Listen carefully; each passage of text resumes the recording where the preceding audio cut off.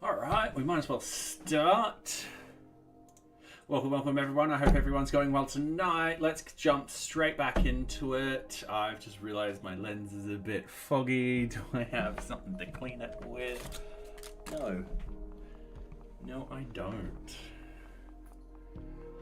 Oh well, we'll just have to deal with it later. So, getting back into it, I'm just having a look over there. We've essentially got 4 bugs to fix now. We've got to do shakeout tests still. We've got to finish off some more documentation, and we've got to do some more unit tests. Now, we did some more documentation last time and some unit testing. Yes, socks. Error, use keyframe of 4 seconds or less. Current keyframes not being sent often enough with boo. How's the stream going though? Alright, give me a couple of seconds. I don't know if I can change that without it being broken. And do you not go anywhere near my keyboard and stuff like that when I'm doing this stuff. Now it says 4 seconds or less. Right, moment of truth. All right.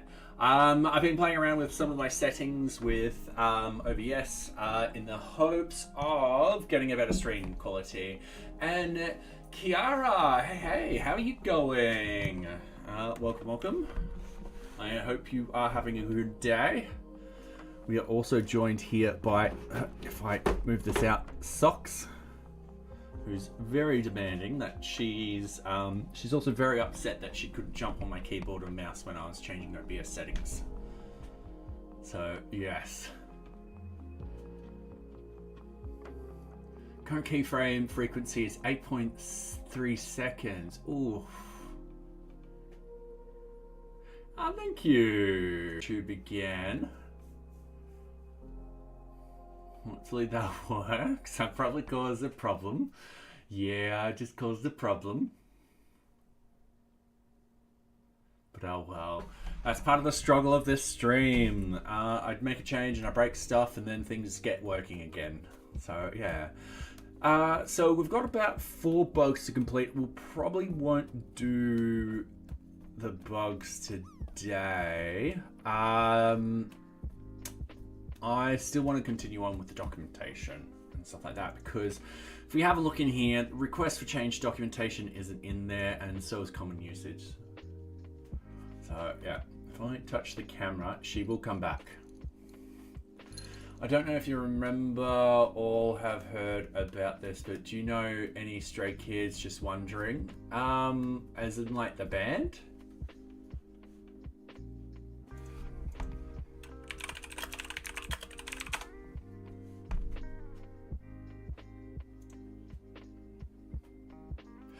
Yes, I do know of them.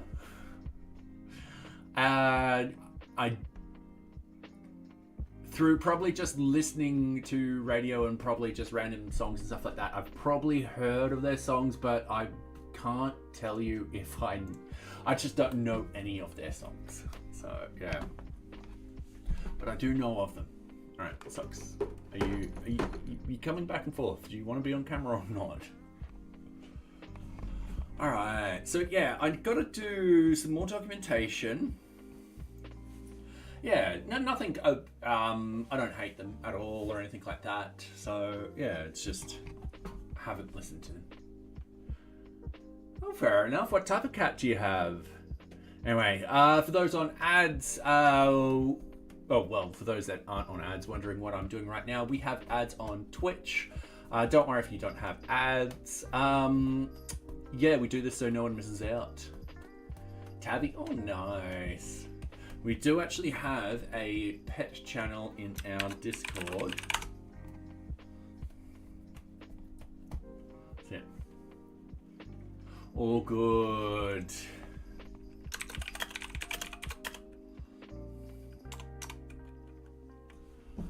All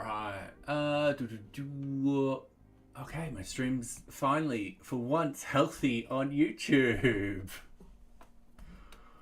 Okay, that is great news. So yeah, I've just been playing around with the stream. I've got to update a few things, and so forth at that. So yeah, few changes will be happening. Current bit rate is 26. No, it's saying 37 for me. Alright.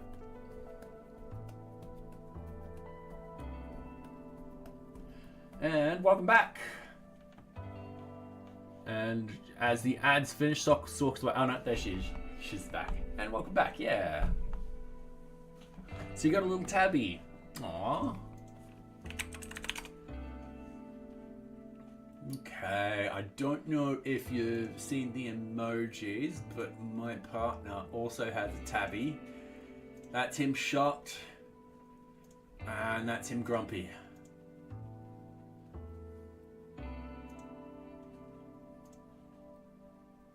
And if you do exclamation point drop, you can also, I'm doing the drop with the shock, you can play the drop game. Alright. Oh, Socks was watching that then. Okay, so I want to start off with the documentation today, because we have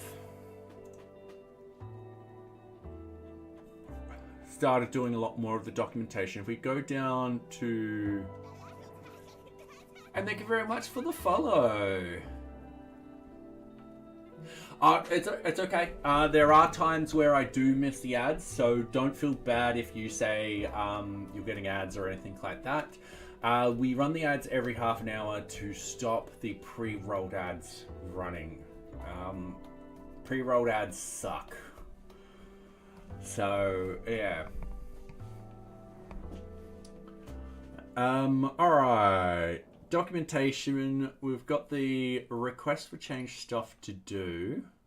So if I go down here, we've got the request for change. We've got the common usage. We don't have too much left to do. We do want to do the implement/connect the Python /JavaScript style guides and NearBeach contributing guidelines. Yeah, we kind of want to implement that also before Hacktoberfest, which is in a week. I'm going to actually increase this to a higher priority. Oops, I've locked the cards in place. I'm going to move that up. I do got to do... Alright, these are actually getting a bit more... Yeah. How long have I been streaming for? Since pretty much the very end the very end of 2020 or 2021. I think end of 2020. Start of 21. So yeah, I've been streaming a while. I don't have much of a crowd, but that's fine. You know, I'm here, chilling out. You get to see my cat a lot. She's been here through the whole entire thing.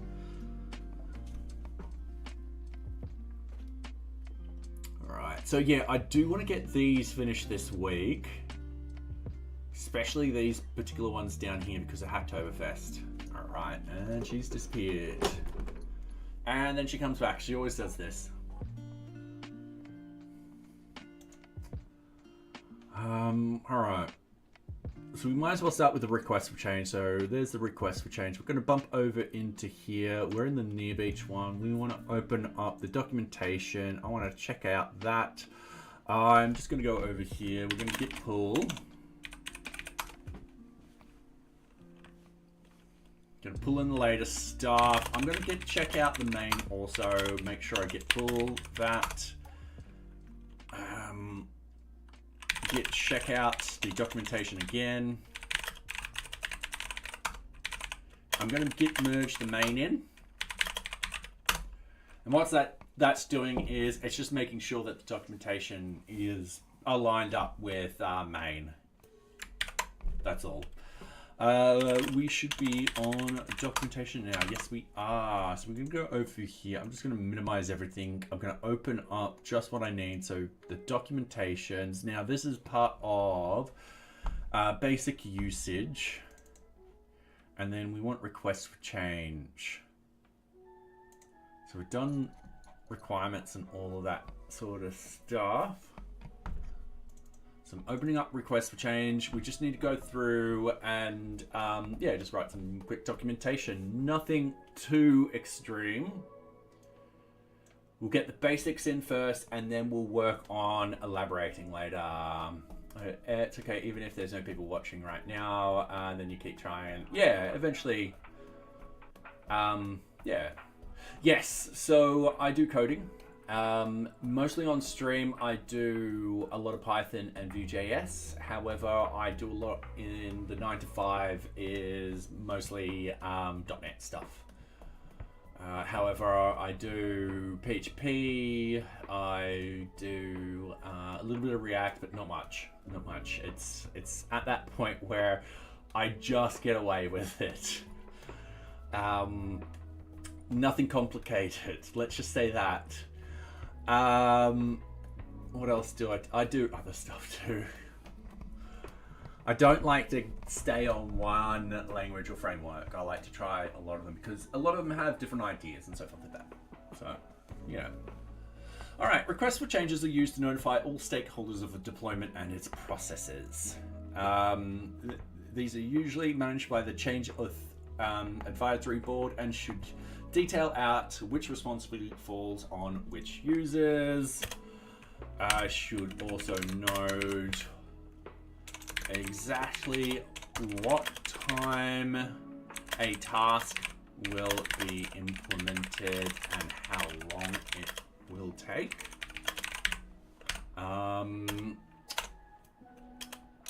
Which if request for exact time.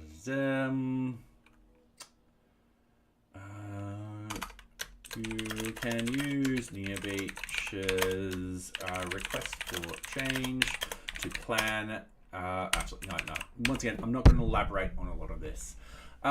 Wait. When will this stream end? Just because I might leave it. Oh, that's perfectly fine.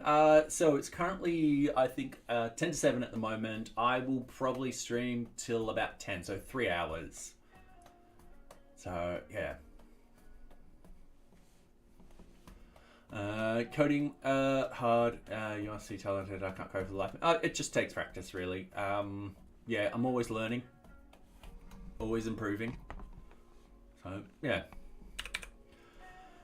All right, we are going back here. So create requirement. I'm just using this as a sort of template. I kind of want to keep the document very same. Throughout the whole entire document. That way you can quickly look at something and skip information if you know you don't need it. It just helps. So we're just doing those 3. So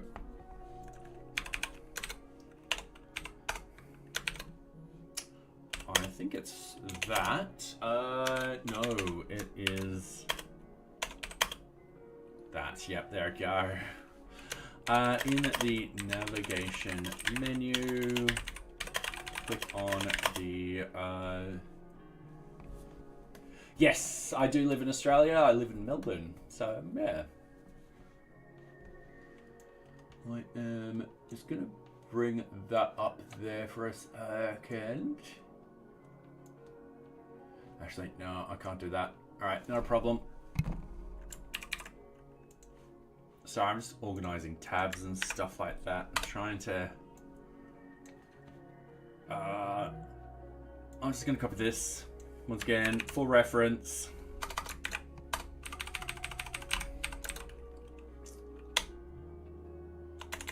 So, in the navigation menu at the top of the page. Click on the option New Object.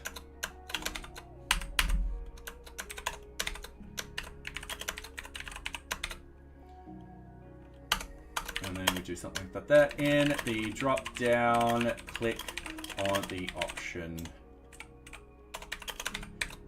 New Request for Change. And we're double checking that. So we go into here, New Object, New Request for Change. Yep, cool. Fair enough. Sorry, I thought it was cool because not a lot of streamers or YouTubers or anything are from Australia. There are actually a number. Yeah, you just got to keep an eye out for them. So, yeah. Alright, oops.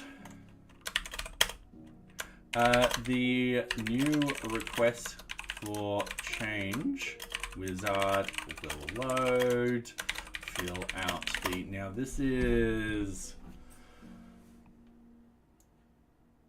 where we'll differ from the instructions because we'll have different steps in here. So, the new request for change wizard will load. The steps are broken down into, and this is where we do subsets. I am actually going to run my local version.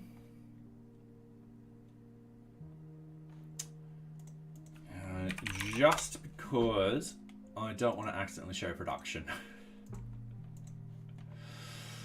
So in here, as you see, we've got Descript. We've shortened it down to description. All right, cool. So we've got pretty much all of that. Now, if we go back to here, we do have an image up here, which we'll probably copy of this section. So deploying updates, server updates across. I have to go at 7 because we're going out for dinner at 7:30. Oh, that's fine. So yeah, I do hope to see you another time. Deploying server updates across Linux machines.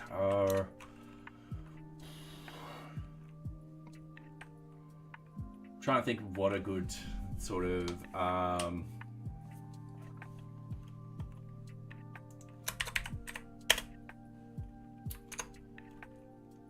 things do PHP Linux machines currently require an update due to security issues. The update will update the following libraries. I'm just making this up now. PHP.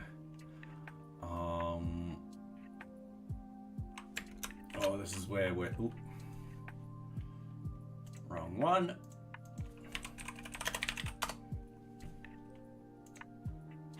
What version are we up to now? Let's go 8.3.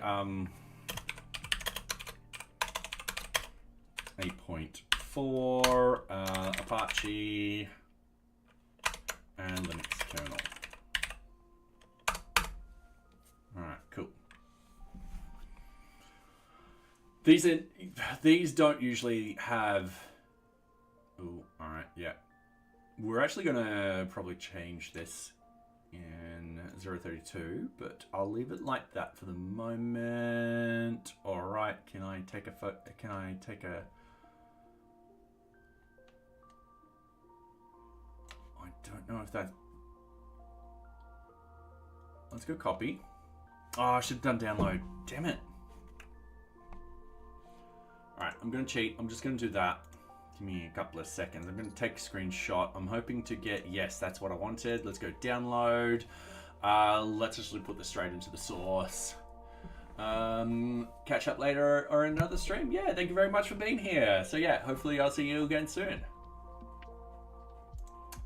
All right. right, we're going to go home. We're going to go side. And thank you very much. Good luck and have fun this evening. We are going to go into docs. We are going to go into basic usage. I'm just seeing what we're calling it. All right, cool. Yeah, that's pretty simple sort of stuff. It will be request for change. And then we'll call it request for change wizard. And then what I want to do, going into here, I'm just going to open up the project one. Because I keep forgetting these couple of lines. Oh, no, yank, not delete. That was silly. And then, oh, we're just calling it.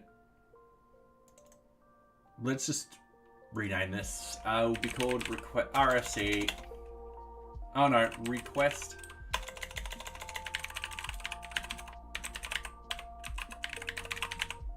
Let's keep it simple.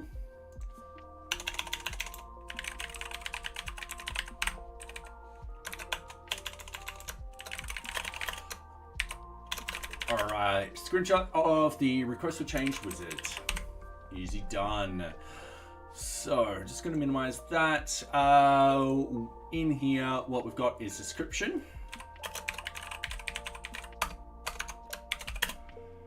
It'll be detail. Risk. Implementation.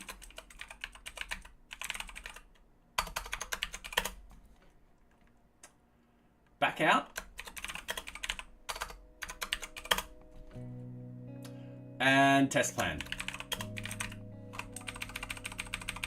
Now, I think it's...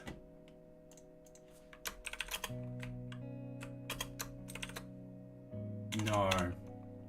Right, I forgot how to do bold.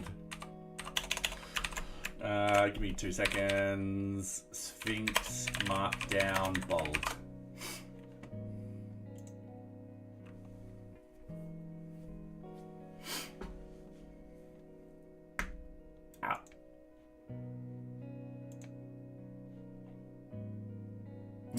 Paragraphs, inline makeup, iteration blocks, doctor tables, hyperlink sectors, field roles, explicit markup.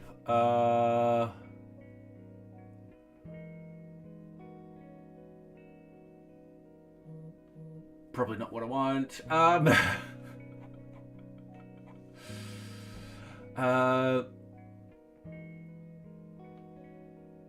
Bold.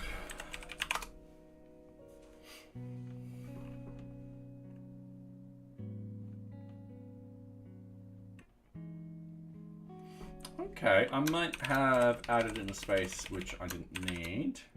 There we go, it was that description. A basic description of the RFC and what it entails. Okay, cool. So, when you're building an RFC, you usually do this sort of description, request for change summary. A basic description / summary of the RFC. All right, cool, done.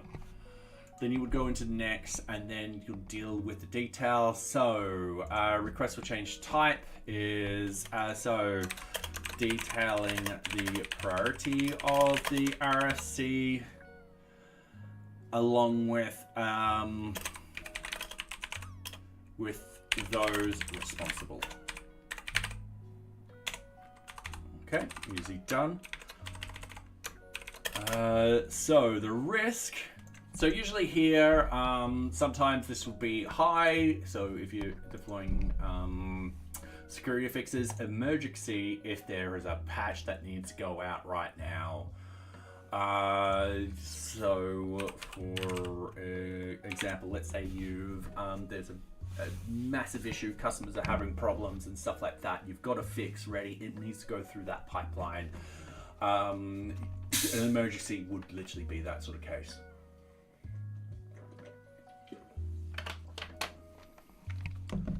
All right, and then who's responsible? So the group permissions, and then the lead, who's taking charge of this RFC. The next one is the risk, outlining the risk of the RFC. The risk association essentially is a two-way sort of risk association. What risks can happen when you're doing an implementation, and what risks can happen if you don't actually implement this.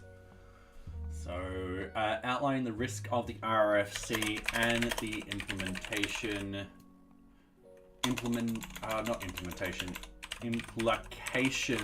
if RFC is not implemented. Okay, cool. Implementation.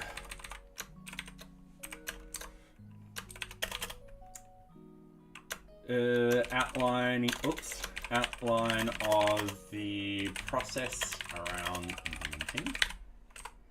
Backout plan.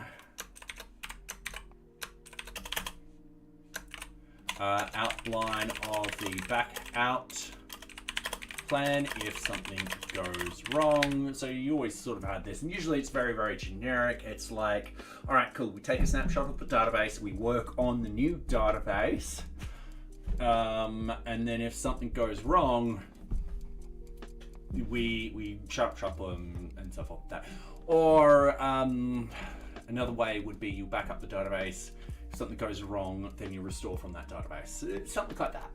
All right. Depends on your processes. And the test plan. Outline the test plan of a test plan to make sure all services are functioning. Yeah.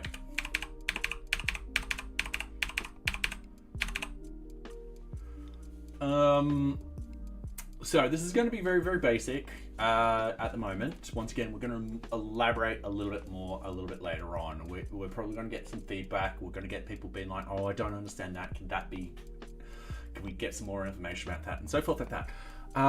So we've got the test plan. We've got outline, all of that. Yep. All right. Sweet. Okay.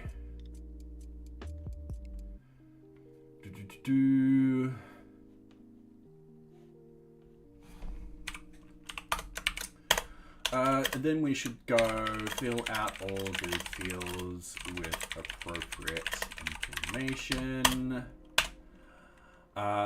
Once submitted,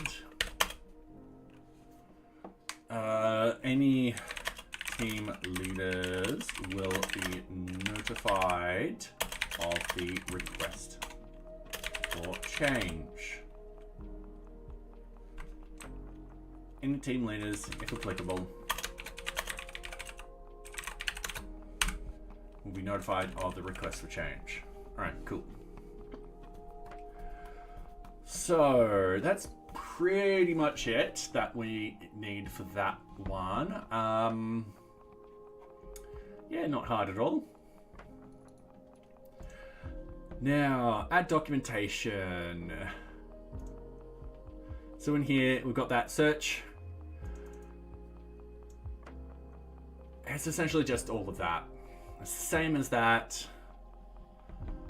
Fill out all the fields. Actually, no. All right, cool.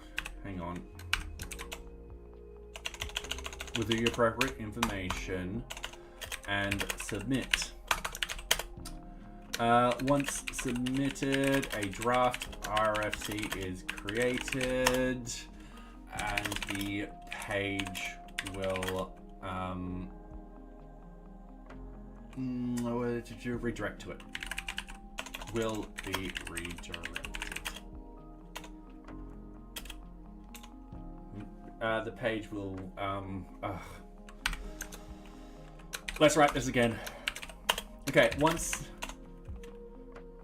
the RFC is submitted, all right, once an RFC is submitted, actually, once create and submit,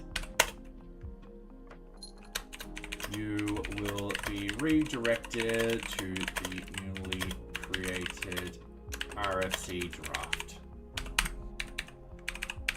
All right, cool. There's a little bit more information that needs to happen. So, for example, if we go into here, let's actually fill this one out. I'm going to zoom back in because I only zoomed out to take that screenshot. So we've got a priority of changes. Let's say like this. There has been a massive security issue with a couple of libraries. We have already tested the website on the new PHP versions. New Apache version and new Linux kernel version on our dev environment. What are the risks? Risk is something goes wrong with the installation process and we'll have to restore have to rebuild the current VM. Cool. I'm just making a lot of this up, so don't worry about that. Implementation plan. Backup of both database and application code. Application settings / code.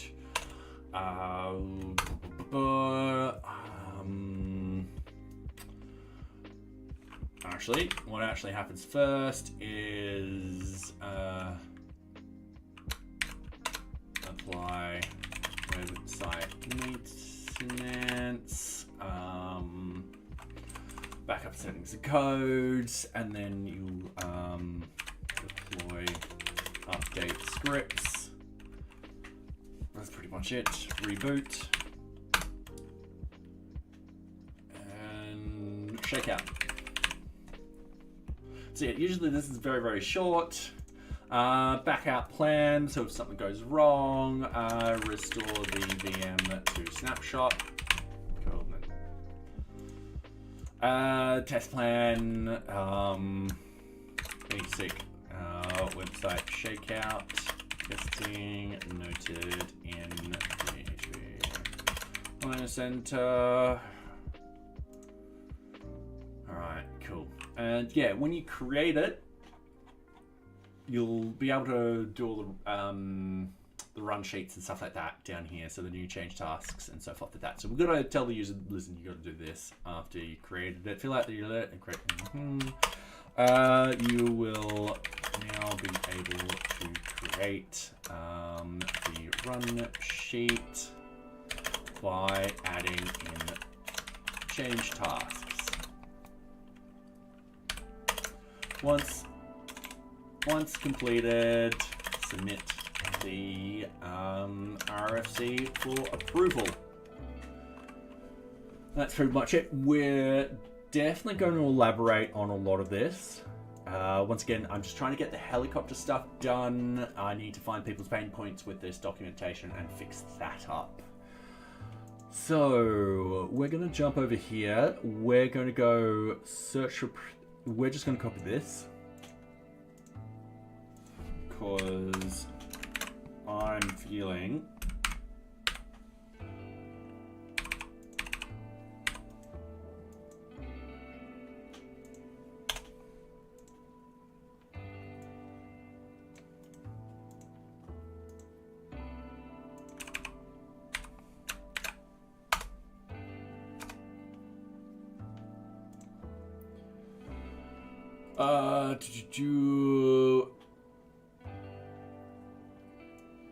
Alright, cool. So, search for requests to change in the navigation menu bar. Click on the find objects in the drop down. Close list all objects. The search page will load. Use the search field to fill out for your required request for change.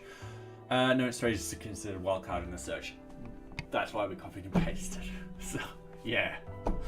Update request for change. In the message above, define the request for change you wish to edit. Update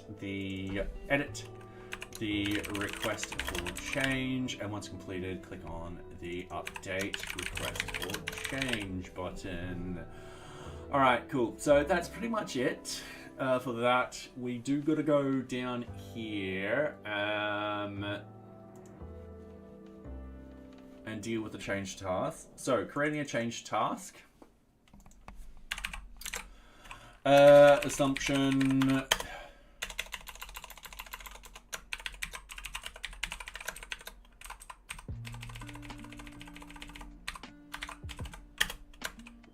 You are currently on a request for change. You're currently on a draft of a request for change. Okay, that's just the basic sort of assumption. Oh, we're in an ad break. Terribly sorry. There we go. Sorry about that. Okay, for those on YouTube, we run ads every half an hour. Don't worry about it. You don't get ads. But we do this so no one misses out on any content.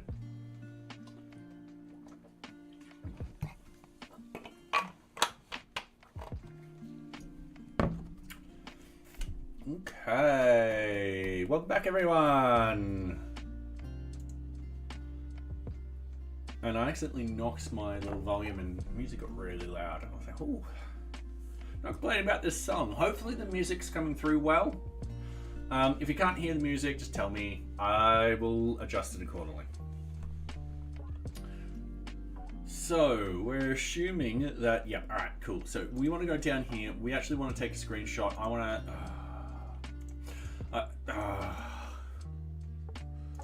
all right, yeah.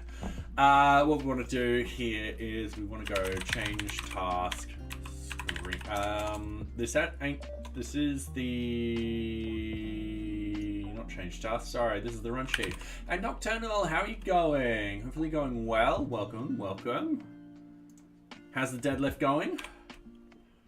Run sheet screenshot. All right, cool. We'll paste that into there. Music is fine. Maybe a little loud if it was any busier. All right.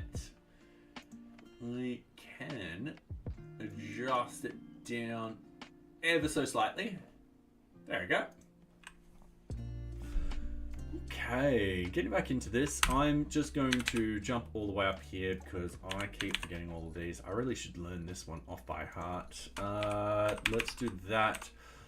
So this is the, not the change task, this is the run sheet.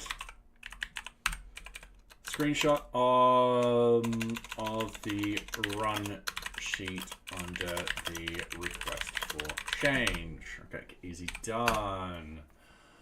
Let's actually put the assumption on. Let's put the assumption under.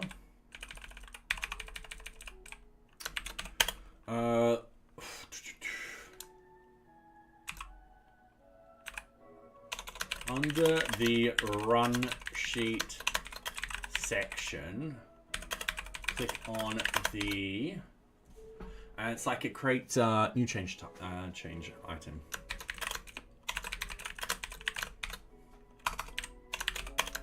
The change task wizard will appear, and it's going to be, how are you going? Hopefully you're going well. Box squats yesterday. You're not good at them. Just wait. What are box squats again?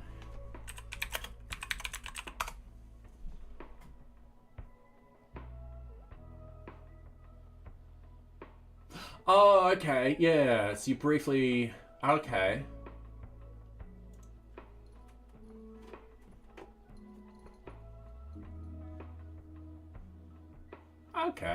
Oh, nice. Yeah, I've never really done it with the box. So I've always gone all the way down.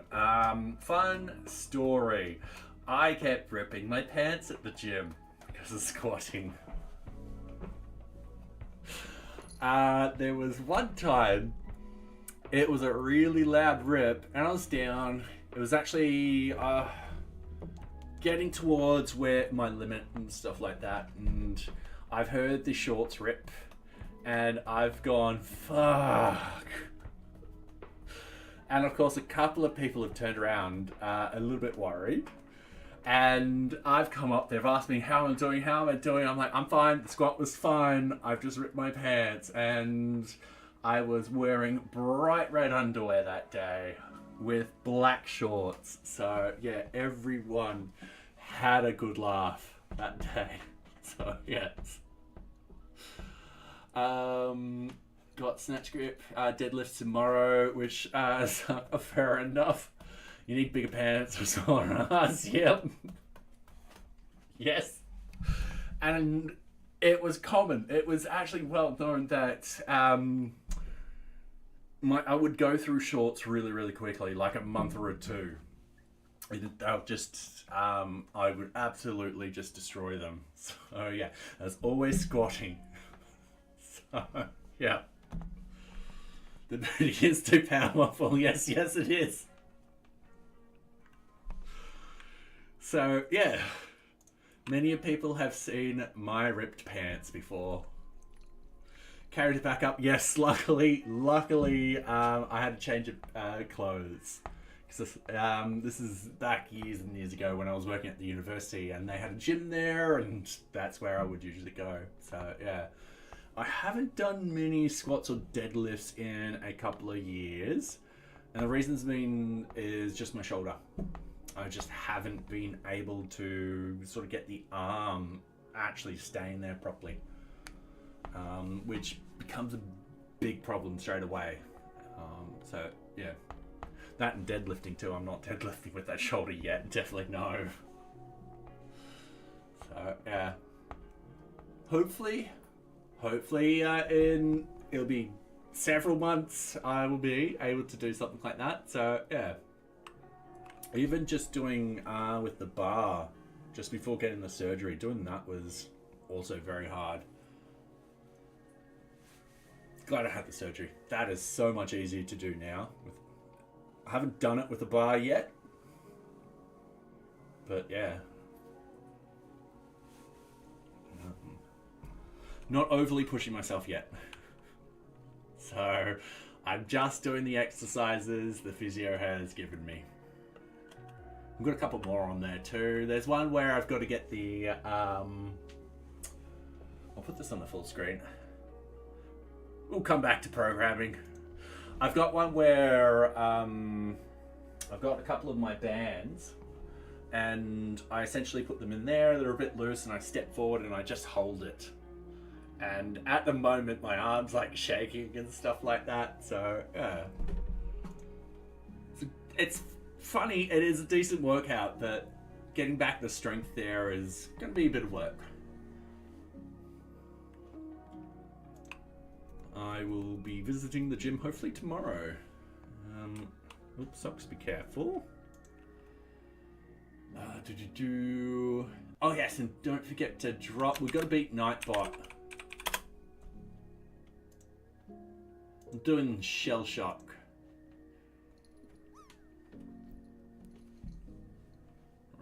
Alright, so the change task wizard will appear. Now, I don't know if I want to get I do actually want to get a screenshot of this.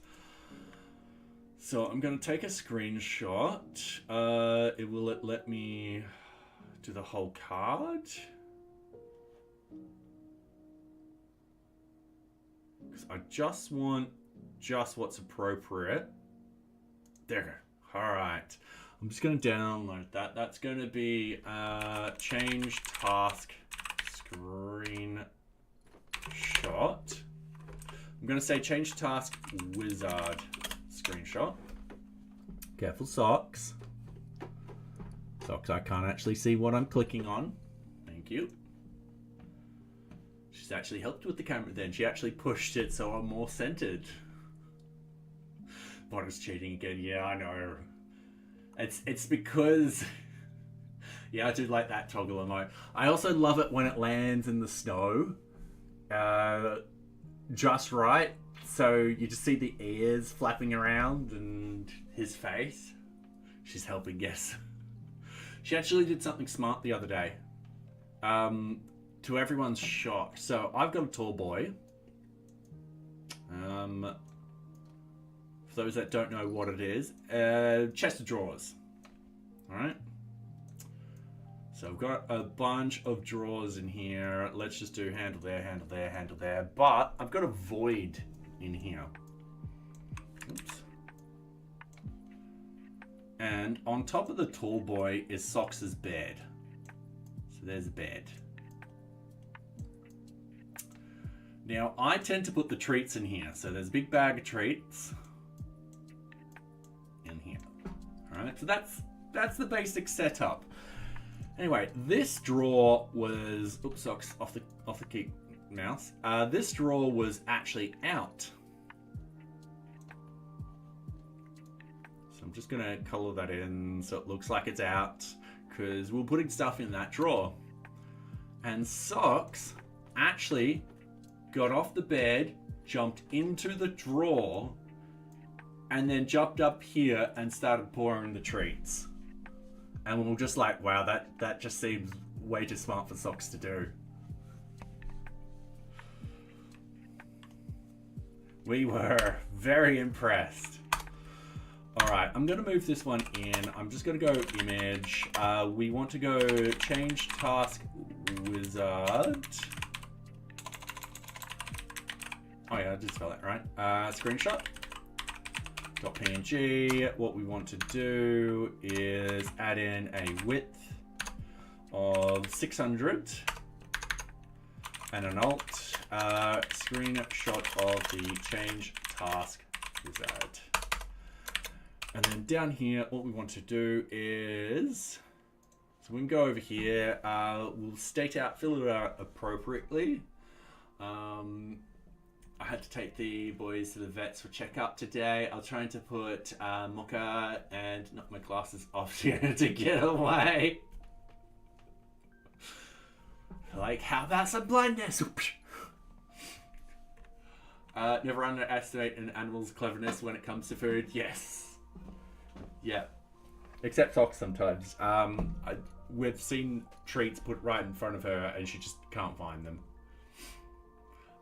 She has her moments. Trying to put them in the carrier, oh no, that's the worst time. And you're like, I'm not going to get them in there anymore. Alright, so fill out the form appropriately. Please note the date time should reflect the start and end date of this particular task. Okay, click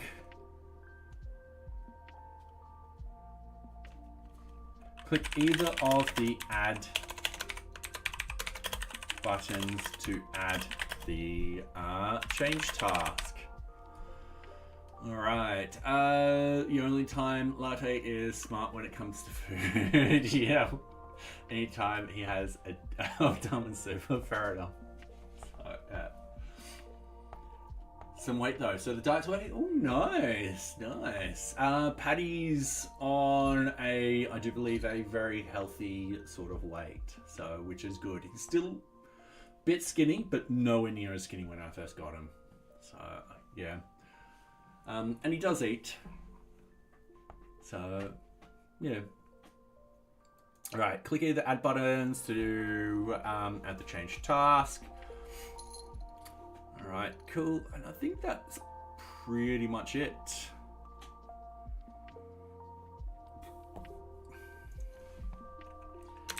The newly created change task will appear in the list. All right, so update the change task. We'll just put this in. Apply, what is it? Maintenance mode onto websites. Cool. Ooh. Oh, sorry. I've got the hiccup burps and stuff like that. I'll create another one. We'll go backup database.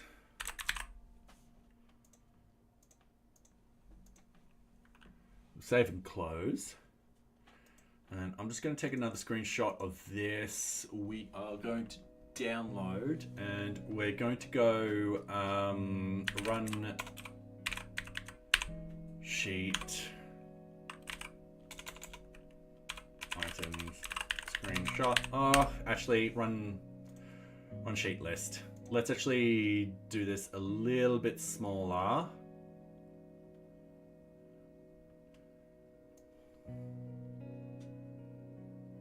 Because we're just focusing on this. So run sheet list screenshot. All right, cool. So that will be .image.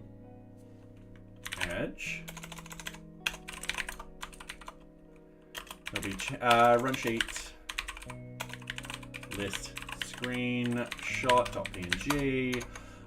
The width will be 600. The alt will be a screenshot of the run sheet list. We're going to start in by we are trying to plump up the pound puppy my oldest daughter got a few days ago. Oh, fair enough. Fair enough. Yep. So yeah, it's nice when they're at a healthy weight. Now YouTube is still saying this is poor connection and stuff like that. All right, that's probably what's affecting my stream lately. I'm just gonna go. Sorry, I'm just checking my bitrate out. I've got 40. Yeah, and it's only 30 frames per second. It's not much CPU. I could probably haven't got any dropped frames, which is great. Yeah. So I'm playing around with the settings with OBS and all that kind of stuff. So yeah. Looks like YouTube is still complaining. And it's saying the keyframes is every 8.3 seconds, even though I've set it as 2. I don't want to stop stream and start stream because I know that's just going to cause problems. So yes. All right, going in here, what we want to do is find the change task you would like to edit and click on it. And then what actually happens, change task information page will load. Easy done. Edit the fields appropriately. And hit the save. This is where I jump in and double check the save button. Click the save button to update the change task. To navigate back to the actually I've got to point out the stuff at the bottom. So I'm going to point out this change task, links, description, and misc. There are the following information for the change task is located at the bottom of the page. And then what we want to do is we're just going to go change task links, so change task links. We're going to put that in bold. Oops, I was meant to click capital A. Defines which tasks will be blocking this particular task. Change task. Defines which change tasks task. All right, cool. I think that's got to use future tense. Description. Further explanation of the change task. Nearly wrote task. I'm just going to put optional, as it's not overly needed. And then the other one is MISC.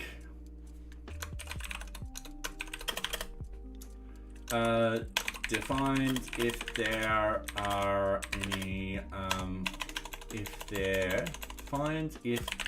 is downtime, or if there is are any stakeholders, or defines who the stakeholders are for this task. Easy done. Okay, cool. And then what we want to do to navigate back to the request for change, click on the link just under the heading, the page title, at the top of the page. That will be go back.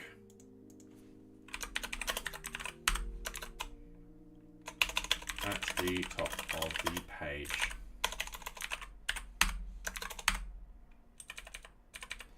Okay, starting a request for change. So to start a request for change, you need to submit request for change. So we are going to yank our assumption up here. It's going to be a very easy one. Start a RFC, click on the submit RFC for approval.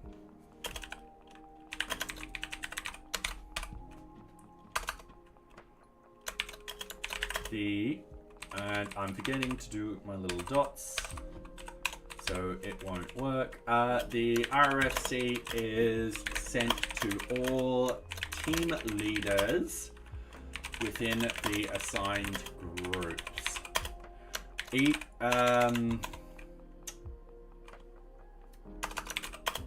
At least one team leader from each group has to approve. All right, cool. With no rejections. If there are no team leaders for the groups, an auto approval process will occur.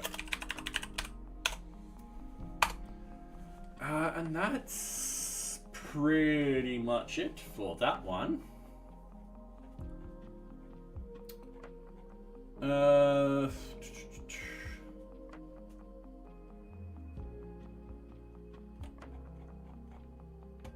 Alright. Let's get this sort of rendered out. Now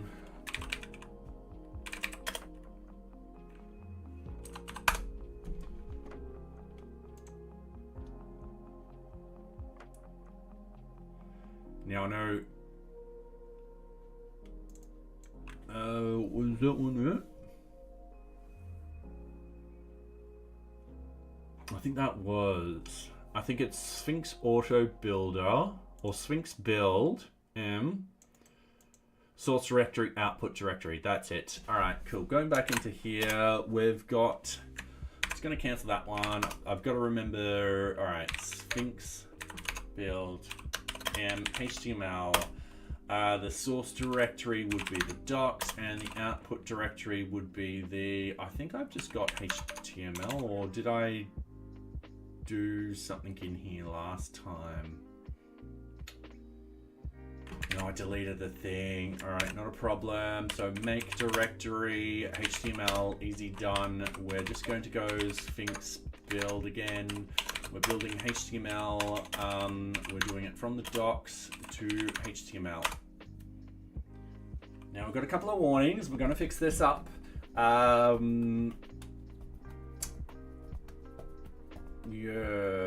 NearBeach flow. Didn't we fix up a lot of these warnings last time?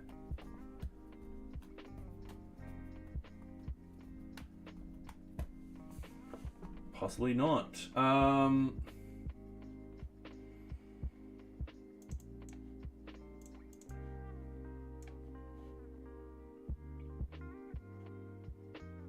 Or did I not push them?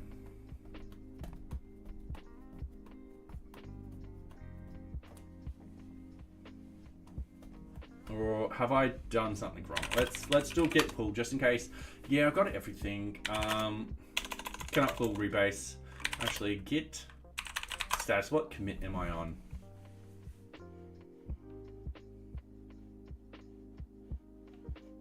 Approach is up to date with the origin documentation. All right.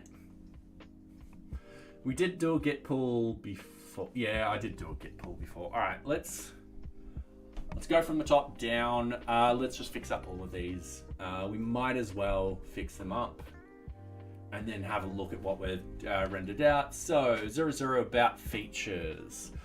So in here we've got 00 about, we've got features.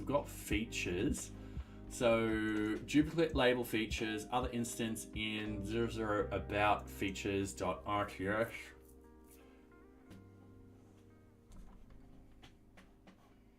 Where's the other one?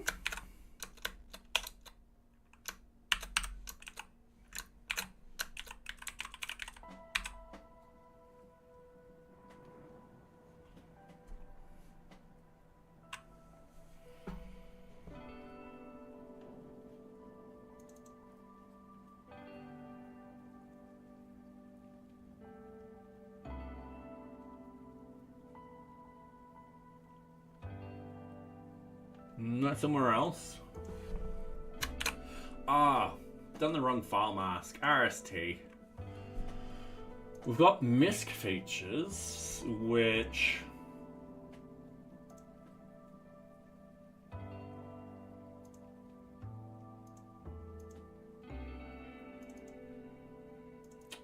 got it there.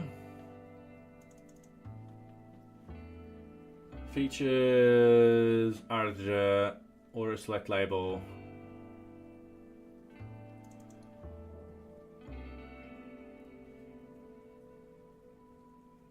Okay, these ones make sense with the blob storage, but I don't understand about the features.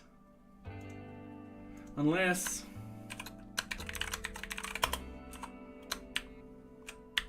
we just do that. All right.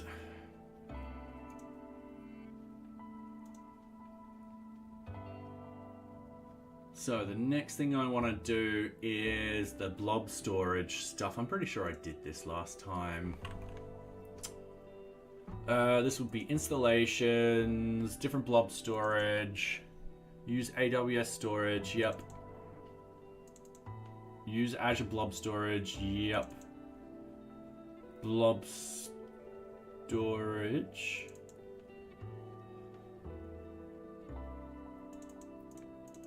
Azure 11. All right, cool. I'm just gonna close all these tabs. That's fine. We're gonna go Azure down to 11. All right.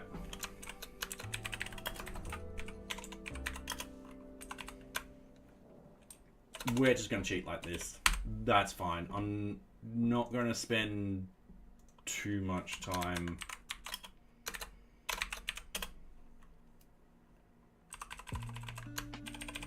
Oops. Too much time worrying about this. Oh, and we've just hit another ad break. All right, welcome back. So, yeah. All right.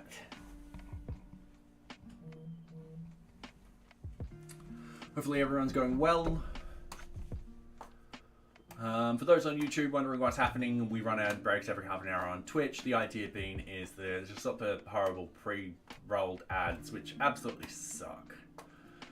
We tend to do this so no one misses out on any content, and I try my best to do this. I don't always win. My phone's going off. Ooh, all right.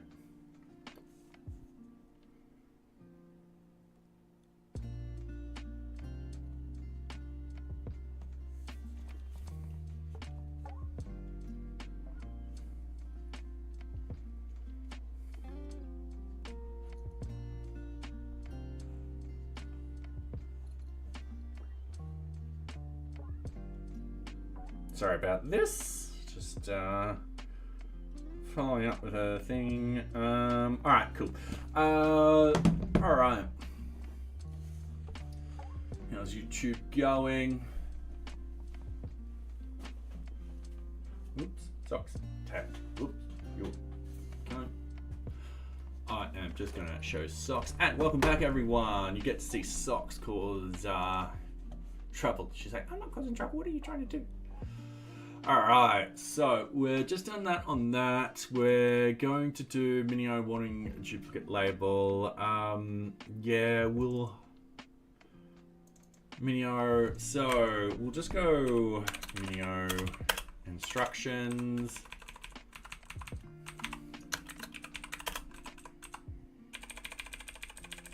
So easy done. Let's just build those. We should now have a lot less warnings and stuff like that. So down here we've got the features on 15. All right, cool. So I'm just going to go back to here. We've got the features on the 15. We recommend NearBeach flow, which should have that up there. NearBeach flow.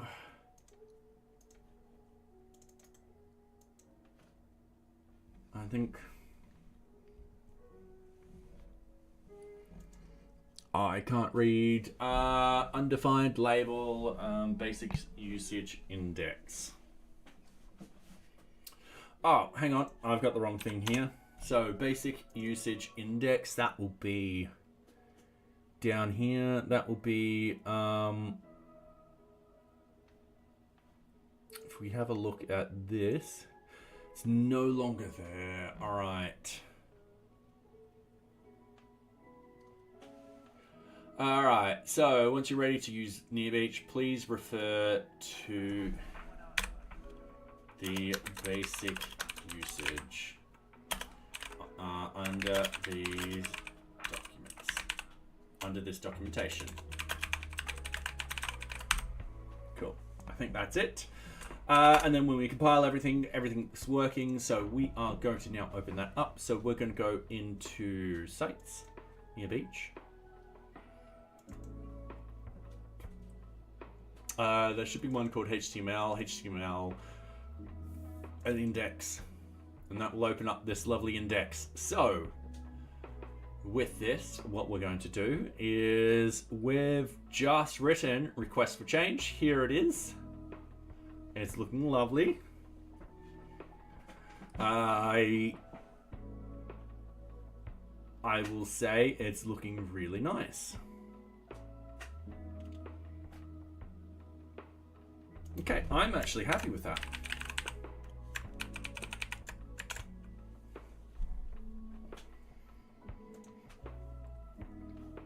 So if we go to prod Kanban board information 2, we scroll down and we've got the request for change. I'm just going to put that there.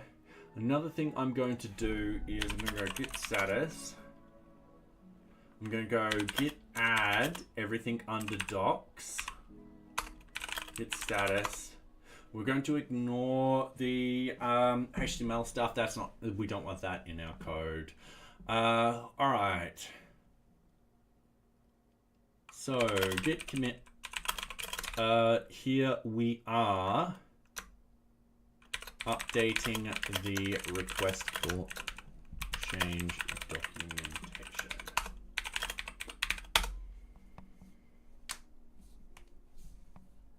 All right, it's done. So now we've got common usage. And common usage, in a sense, if we go and find an object, I'm going to close that. If we find any object, let's say task, let's scroll all the way down to the bottom. Common usage will be this stuff down here. So I'm just going to close that. I'm going to keep that one open. I'm going to actually, I'm going to close that one. I'm going to keep that open for the moment. I'm just going to close this one, but I can't actually see the close on it because the webcam's in the way. There we go. I'm going to go over here. This will be created in a little while.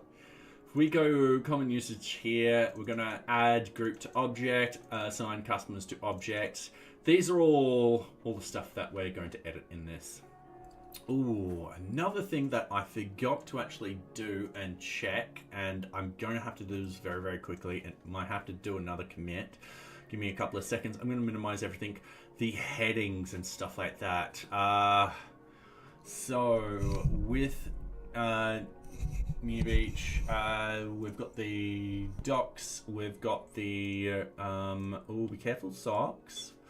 We've got the requests for change. I believe we've changed all of this. So if we actually open up the project one and have a look at the project one now, oh, we haven't done it.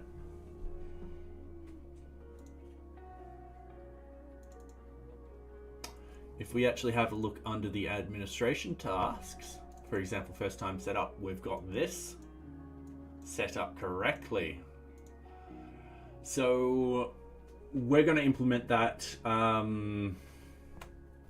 across the basic usage. And the reason being is A, to be consistent, and B, to actually follow the correct way of doing headings and pages and all that kind of stuff in the Sphinx format. Something I just haven't been following properly. So we're going to remove that. We're going to go over here. We're going to go in the getting started. We're all happy with this. Using Sphinx, what we want to do is mark down. We want to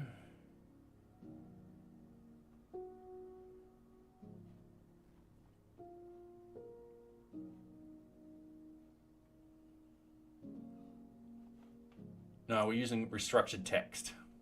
All right. And then I'm looking for header. Paragraphs.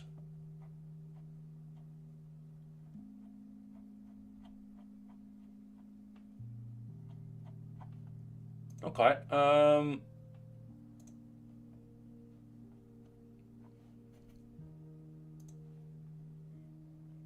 I had this the other day.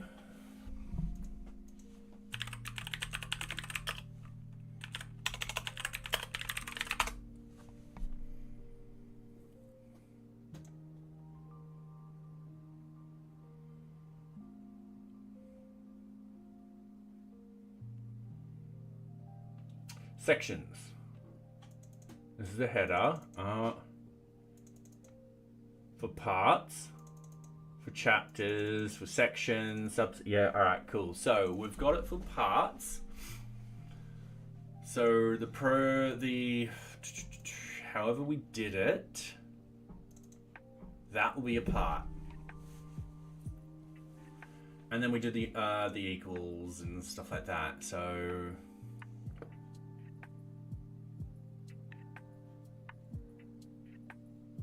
yeah, all right, cool. All right, getting back into this, we're just gonna change this very, very quickly.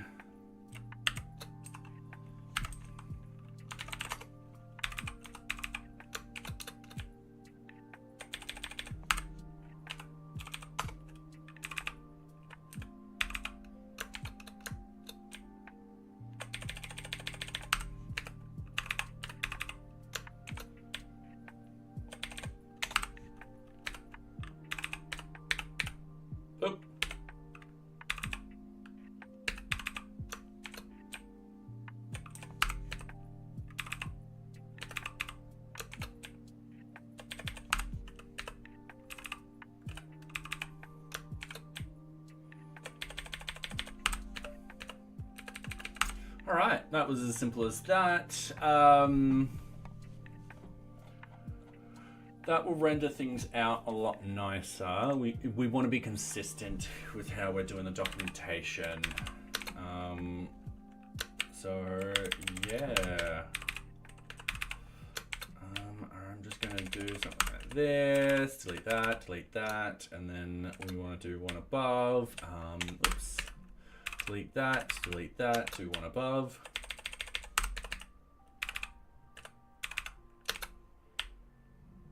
Right, that's all done.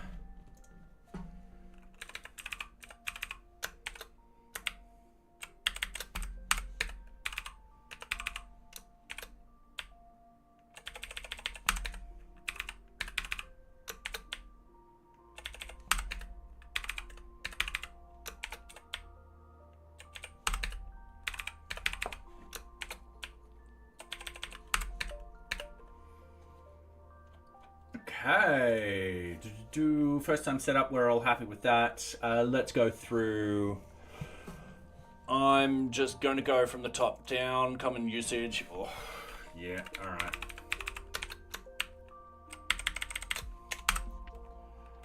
We'll come back to all of this in a moment.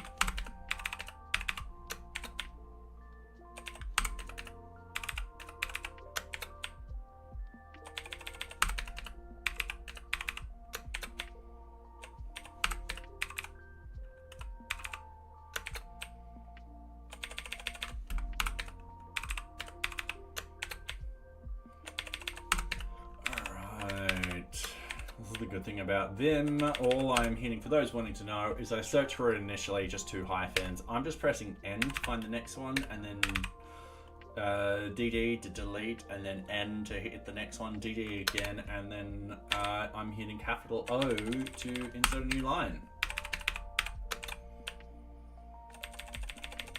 Easy peasy. All right, so we've got a couple of subtitles and stuff like that. For that, we're doing subsections. There will be the hyphens. So I'm not worried about finding those because they're only here.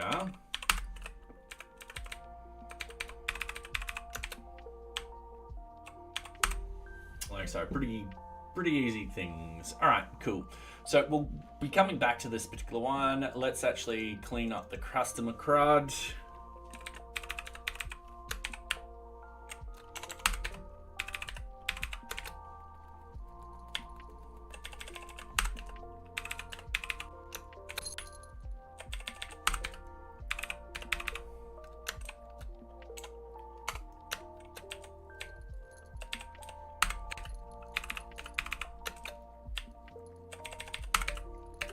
Easy done.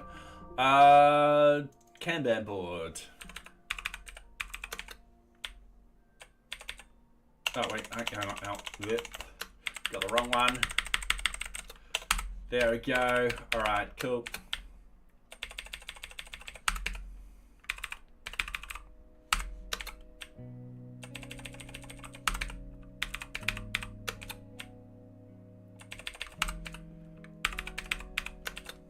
Oops, that's meant to be a capital O, and then down here we're just doing that, and then we're just adding in the hyphens for that. Or this will be deleting this, and then adding in. So that's one case where we want the hyphens. So yeah. All right, we're deleting that, we're inserting the hyphens like so. We've got a couple more hyphen-y ones that we've got to insert. All right, editing the cards, that's definitely equals. That's definitely equals.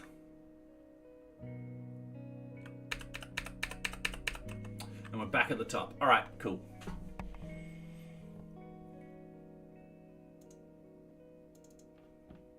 Okay, got to do this one.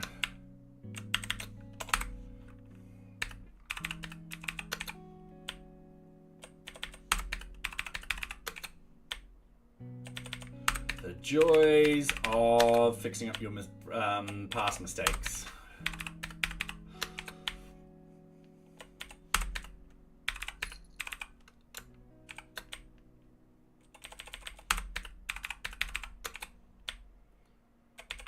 Alright, so that is almost done. I've got to do task.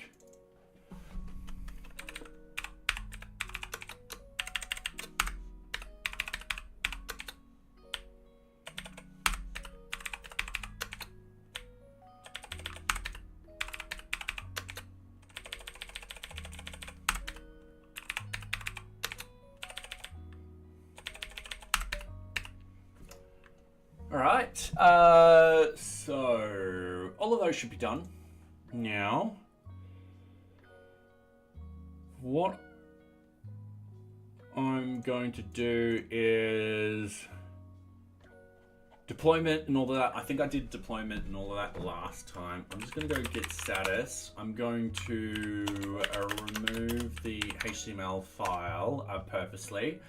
So git status, I don't want to accidentally add it in. So I'm just going to go git add everything, git commit cleanup of headings / sections. I'm just going to git push. That will start building pretty quickly. So we're going to go back into this. We're going to minimize everything. We're now going to focus on the common stuff. So we're going to open up this. We're going to open up this. So add group to object. We're going to open up the documents. We're going to open up the basic usage. We've got common usage up to the top. We're going to open up this. We're going to take a couple of screenshots now. So I'm going to go over here. We're going to go and take a screenshot. Here we go. We're going to download and going to go up, common usage, and we're going to go group and users screenshot .png. We're going to go over here. So this covers the common usage within NearBeach, for example, adding groups to objects. This is also the same method no matter if you're on project task requirement, etc. Like so. Some objects will not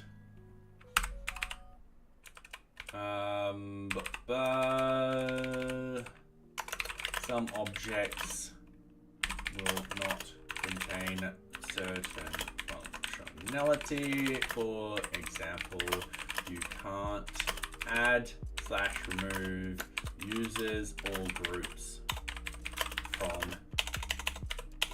a requirement item. And that's done purposely. All right, let's go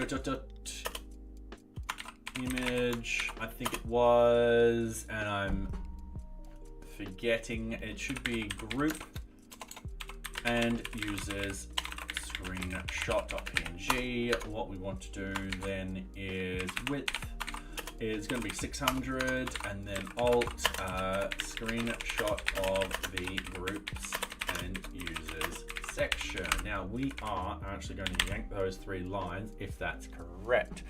What I'm going to do is I am just double checking that it is, and it is not. It is ... image, then : :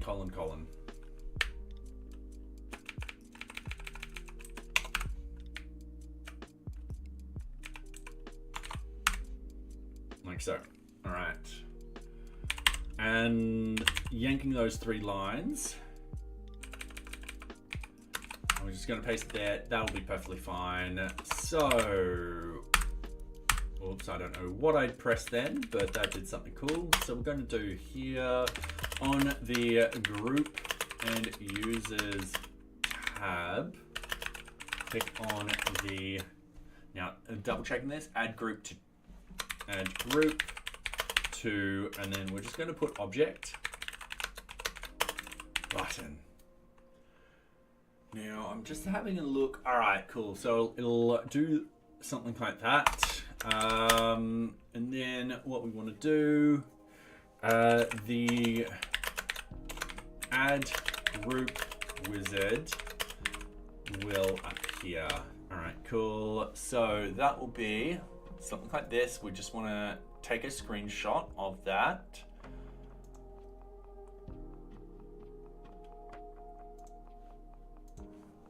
So we're going to go add group wizard screenshot. Okay, will appear what we want to do, .image, add group wizard screenshot.png. Once again, the width will be 600. The alt will be a screenshot of the add group to wizard. Easy done. And then once you're done there, select one or more groups from the drop down. And then click on the add group button. Easy done. All right.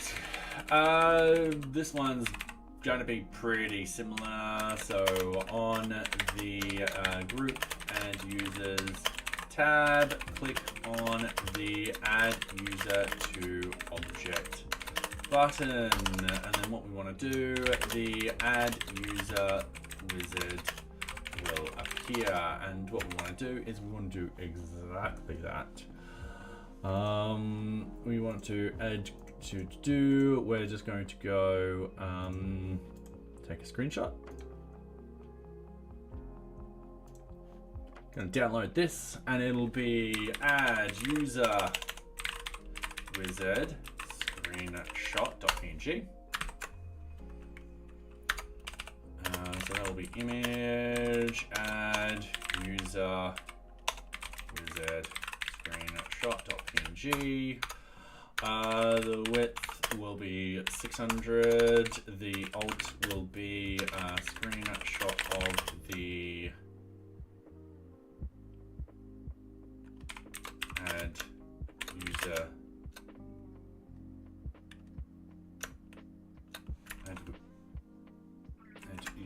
wizard.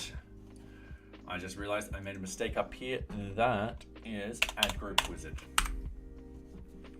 So, all right, that's pretty much it. And then it is select one or more users from the drop down. Please note, a user must exist in the groups currently assigned to the object. And then click on the add users button. Easy done. Double check, yep, add users. Adding links to the wizard, right. We're getting far with this. It's only 8 o'clock, cool. Once this is done, we've actually done the hard part of the documentation, and yeah. Okay.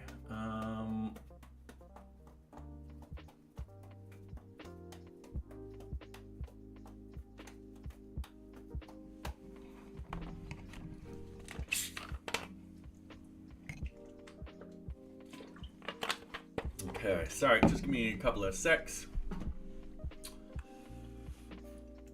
Alright, adding links to other documentation, documentation, uploading, adding links to other objects. Alright. Then we want to go over here. I'm just going to close that. We're going to go linked objects. We're going to say, relates to. We also want to say this is blocked by, and I'm just going to do something like that. Or actually, no, that's delete link.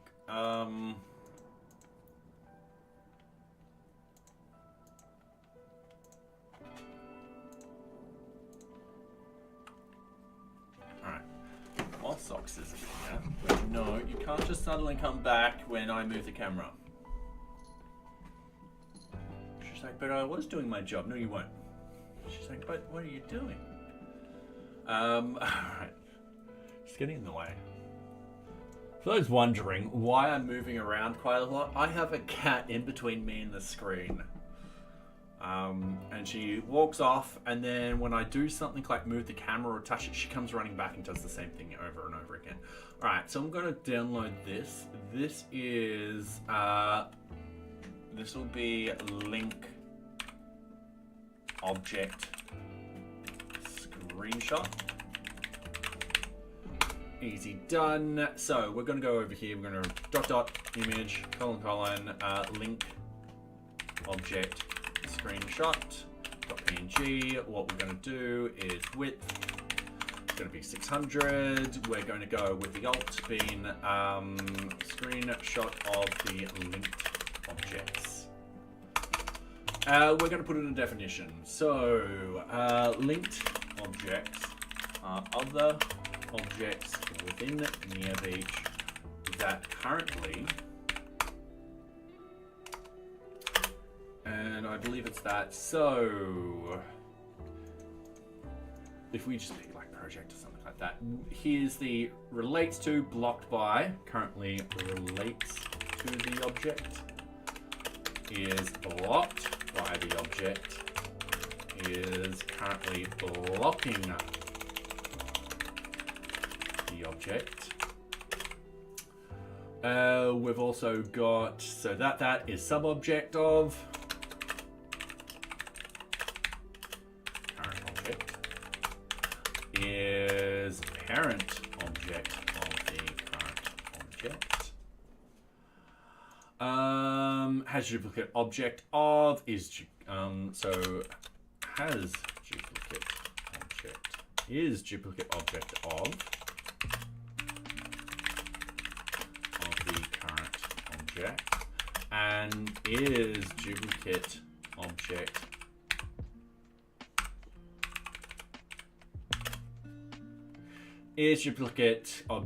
or is the duplicate of the object. Okay. These are used to connect all the objects together in NearBeach.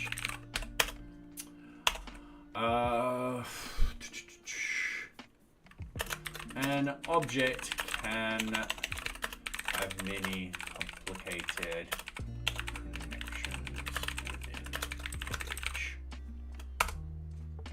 No, I won't elaborate like that. Alright, cool. So we've got a little description of what it does. So what we want to do is create a new link.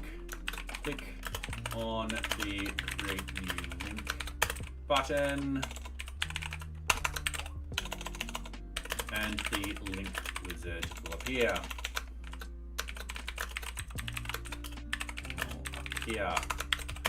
Select the type of object you wish to link. This is where we do something like this. Alright, Socks, I really need my mouse. Can you stop doing that? So we've got project requirement item task. So there'll be project requirement item and task. Select the type of link you would like. So we've got relates to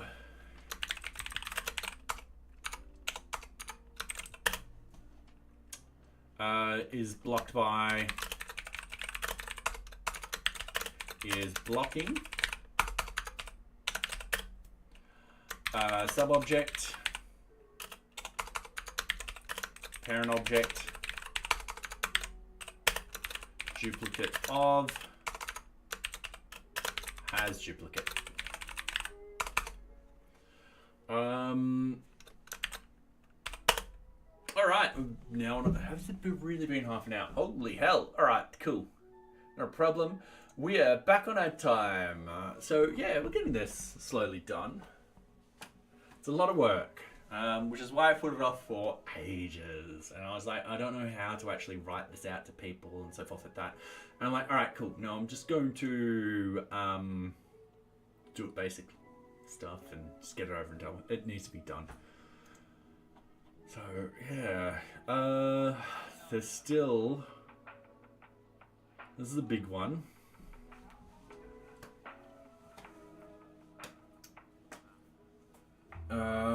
Yeah, it was a big one.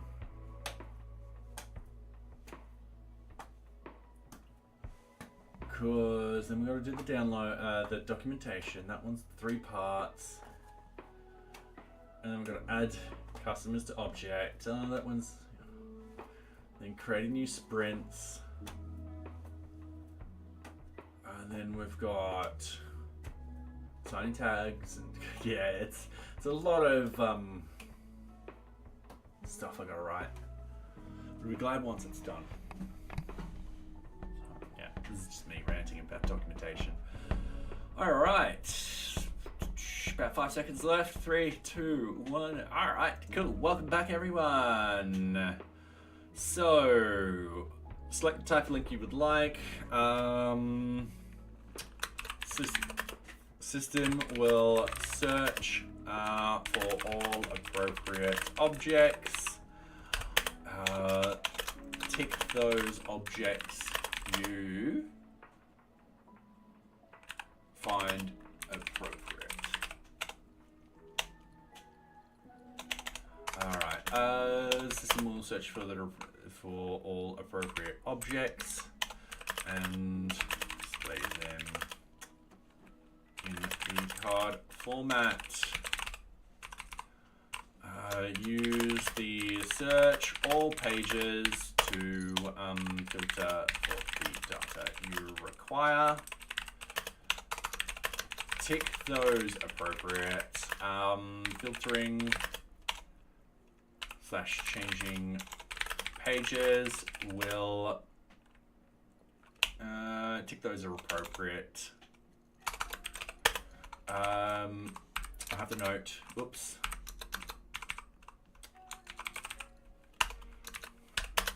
Those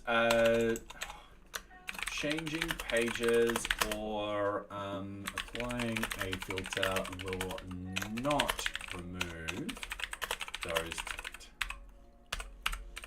All right, click on the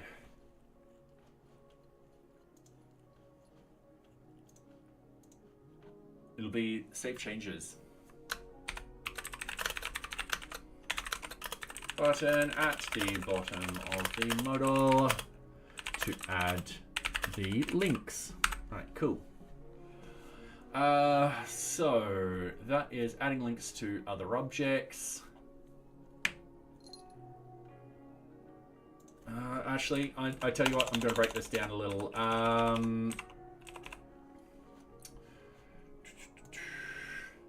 Alright, don't you dare jump. There we go. You're getting old. Linked objects. I'm going to change this to linked objects. The reason being is I'm going to have subtitles in here.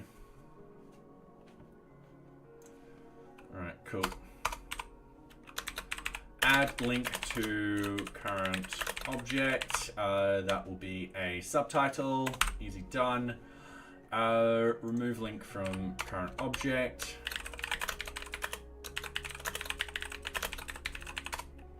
That will be a subtitle. So click on the trash icon on the link object. The confirmation modal modal will appear.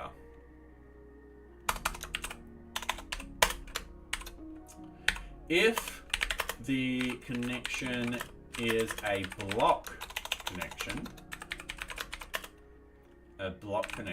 link, you may change this to a related link by clicking on the so whenever something's blocked, you can click on this, you can go migrate link button.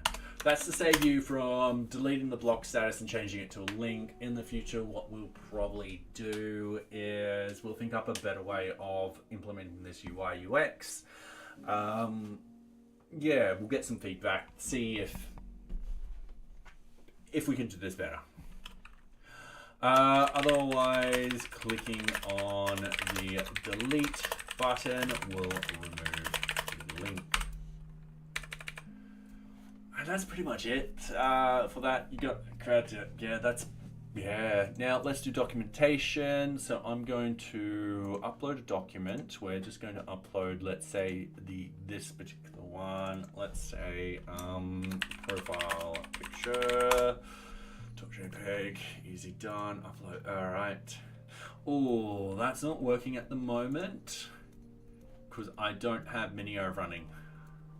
Give me a couple of seconds. I'm just going to start Minio. I'm just going to shove my Docker all the way over there. It's going to reload.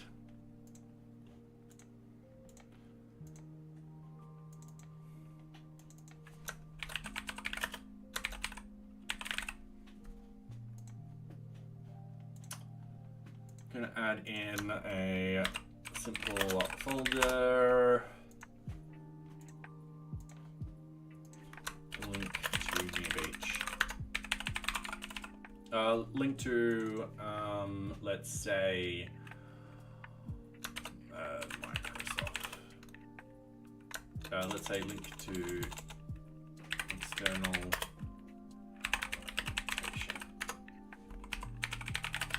Doesn't need to be serious here. We just need a couple of little screenshots in there. We're going to download that. We're just going to go documents, screenshot, PNG, easy done. We're going to go over here. We've got the documentation. So, the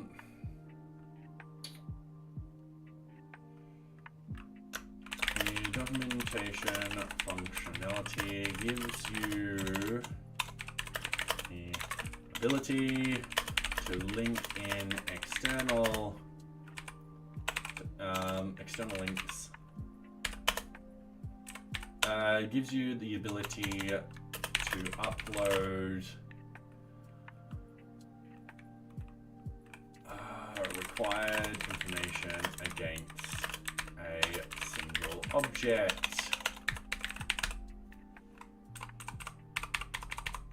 Okay, uploading documentation. What we want to do, upload the documentation to the blob storage. Upload documentation to the blob storage configured in your account. Easy done. So click on the new, it's the new document file. Drop down, click on the, now this will be the upload document.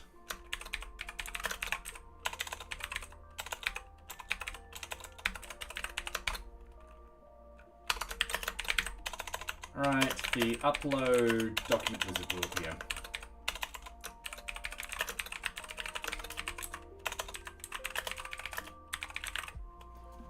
Will appear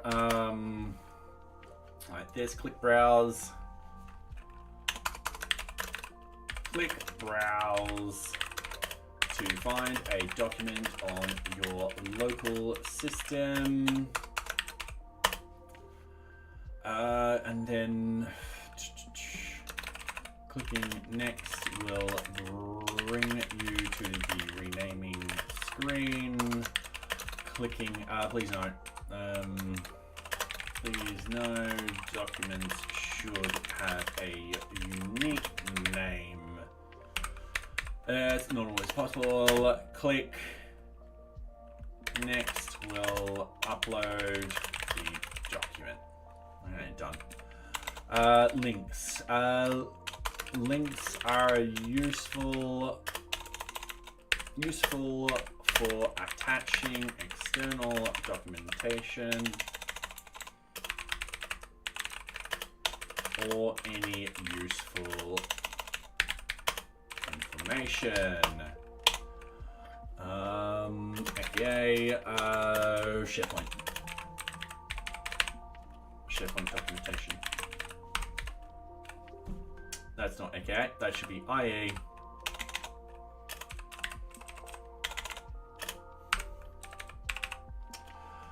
It's going to be pretty much the same as above. So click on the new document / file, drop down, and then click on the link button, and then essentially it's follow the appropriate, fill out the form of the link. Add link wizard will appear, fill out appropriately,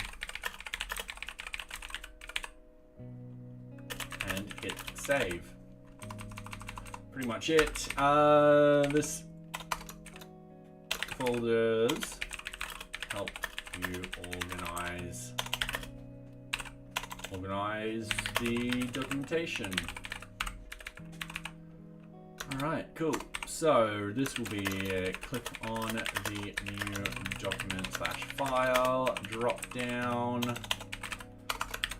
This will be click on the folder option button, and then the add folder wizard will appear, fill out appropriately, and hit save. Okay, cool. And the good thing is, you can move documents by dragging and dropping. Moving documents, links, and folders. Dragging and dropping the documents, links, and folders will give you the ability to move objects around. Alright, cool. Done. Adding customers. Alright. This is...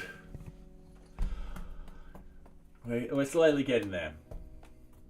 So, yeah, I know I should be taking more screenshots and stuff like that. At the moment, I'm just like, alright, cool, I can't bothered. Alright, so someone go into there, go in there. Alright, good girl. So, it's something which we'll probably do when we come back to this. And once again, we've got to elaborate on the documentation. So close. We got,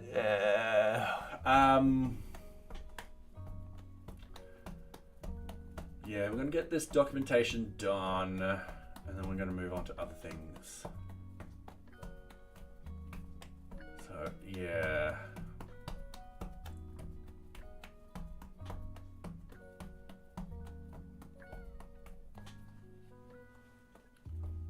Okay.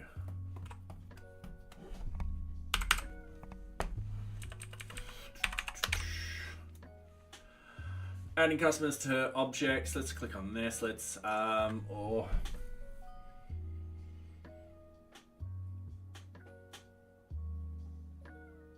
yeah, let's just right-hand click.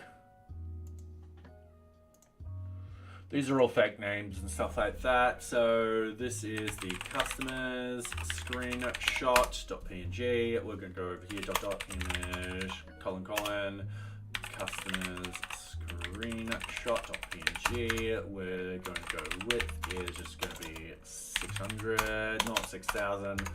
The alt is screenshot of the customers. Oh, screenshot of the customer links. Cool. What we do here is add customer. So click on the add customer button. The add customer wizard will appear. Now this, select the appropriate customer from the drop down. And then what we want to do is click on Save Changes. Click on Save Changes to add the current customer to this object. Any customer, I'm just going to put down here,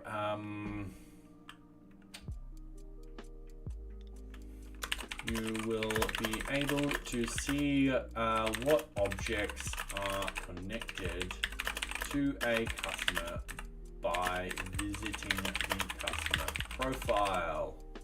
This just helps you organize stuff, being like, all right, cool, it's for this and so forth that.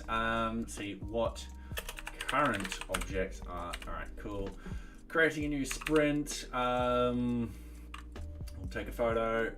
Deleting. This will be adding. So add. Once again, we'll just delete this. We'll paste it here. We'll go down here. We'll just go in here. We're just going to go up here, and we're just going to go customer links. We're just gonna delete all of that. I just realized that's actually meant to be like this. Down here, we're just gonna go remove customers from object. I'm not gonna put, this is quite literally, click on the trash logo next to the customer card. A information modal will appear. Click yes to remove the customer from this object. All right, cool. Creating new sprints. So down here, sprints can only be created from the project or requirement objects. Cool, that's it. We are going to go into sprints. We are going to add in a sprint.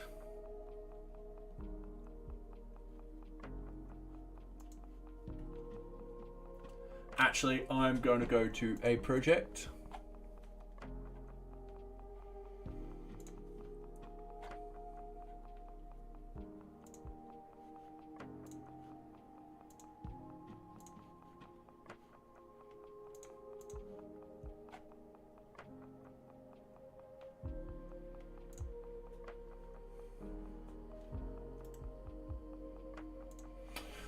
I just realized.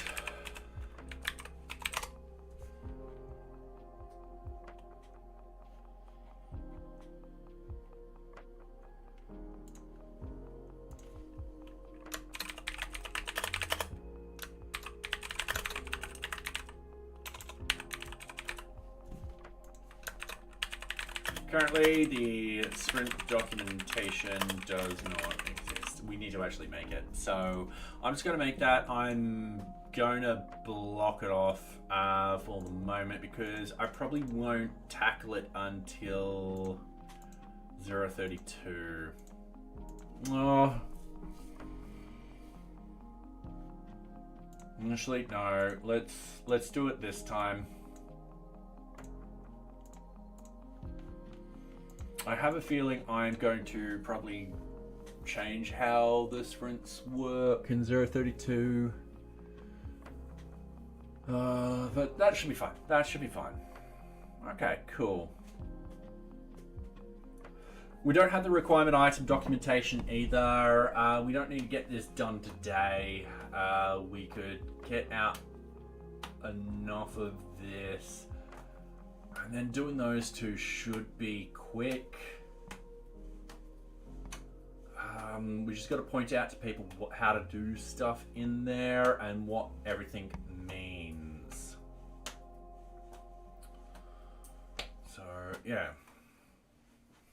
I'm just going to close that again. Actually, you know what? I'm going to be putting this up here. The reason being is I keep closing it and opening it, closing it and opening it. I'll put it up there and I'll drag it down and we'll deal with it.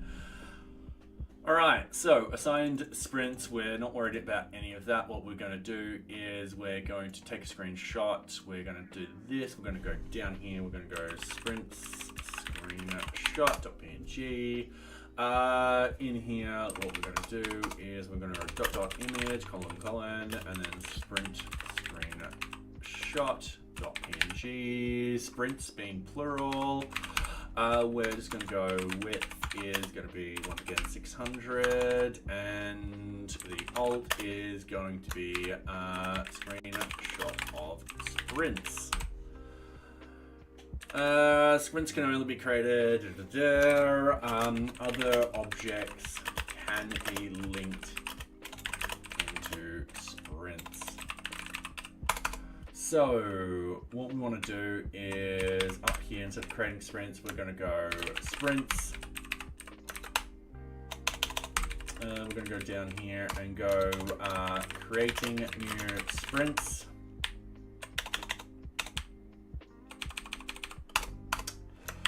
We're going to do this. We're going to go create new sprint. So click on the create new sprint button. The new sprint wizard will appear. Fill out the form appropriate. Fill out the form appropriately and click on the save button. You will be redirected to the newly created sprint. All right, now deleting a sprint doesn't actually happen. You have to actually go into here to actually delete the sprint. That's done purposely. So in here, that's pretty much it. Assign sprints. Navigate into the sprint. Okay, navigating to a sprint. To navigate to a sprint. To a sprint, simply click on the sprint card. Cool, done. That's all the information we need here. We do need to go link object to sprint. So if you require to add this object to an existing sprint, cool. Yeah, let's leave it at that. Click on the, and then I'm just going to go add object to sprint. Sprint button. And then what we want to do is when that does that, yeah, add object to sprint wizard to appear. The add object to sprint wizard will appear. Select the sprint you want to add current object to, and then click the save button. Okay, cool. Assigning tags to objects. So this is part of the mystical card. the misc functionality. I'm absolutely gonna delete a lot of these. Let's actually go to another project. Let's go to project 2. Let's scroll down. We've got the misc functionality. Quite a lot in here still, but not as much.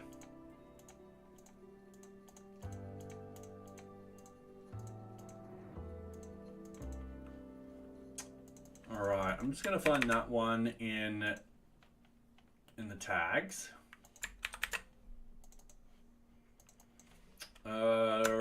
Release candidate 0.32. Actually, 0.32.0 release candidate 1. Just gonna do something like that, and then I'm just gonna reload this page. That will all happen seamlessly. So we've got a misc section. What I'm going to do, and we've got 2 objects in here that I do want to talk about. So I'm just gonna take that, I'm gonna download that, and I'm gonna go misc screenshot. I'm also going to have to pick up Socks. Socks, where did you go? You just meowed at me and then you ran away. Come here. Come on. Did you want to say hi to everyone again? You're like, no. Say hi to everyone. Like, sup. Alright. Oh, wow. We've got another ad break. Wow. Alright. I didn't realize how much time is flying by. So in here, what we'll actually have is an Socks, you're in luck. Nocturnal's giving you treats. Okay, cool. For those on YouTube, on Twitch, we have your rewards, which you can redeem, and actually giving Socks treats is one of them. So we'll just, I've got to do a new camera setup where I can have multiple cameras. All right, give me a couple of seconds. In your bed. Oh, I gotta get the treats. In your bed. In your bed.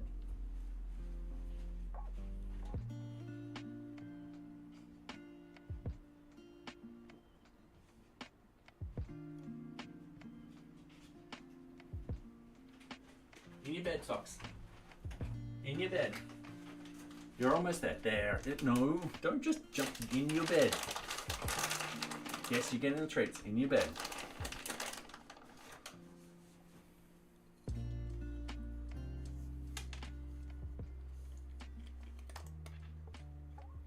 There you go. Great, eating them way too fast, Socks. Slow down. You got treats yesterday.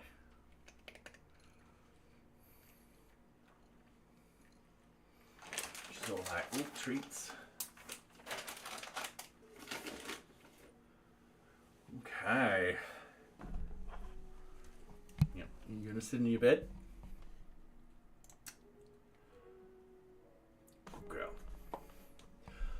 Alright, so what I want to do is I just want to say misc in here, and I'm going to do that there, and then we want to delete that, and then we want to do that. We also, I'm just going to delete that. We also want to delete that, delete that, delete that, and then do something like that, and we're just going to delete that. Because this is on the misc tab. So, dot dot, image, colon, misc, screenshot, .png. The width will be, once again, 600. Alt will be screenshot of the misc section. Easy done. And we've just hit an ad break. All right, there we go. We get to see Socks lickety lick the bed. Oh no. Are you gonna? No. You want it. No. Get in the bed. In the bed. Yeah. Well, it's ad break. You're on the full screen. Don't just run away. She's like, no, I don't want people knowing I'm licking the bed. Too bad. You're licking the bed. All right, in your bed.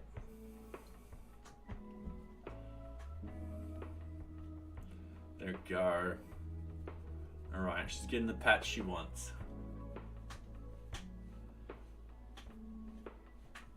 Okay, there we go. Big rubs.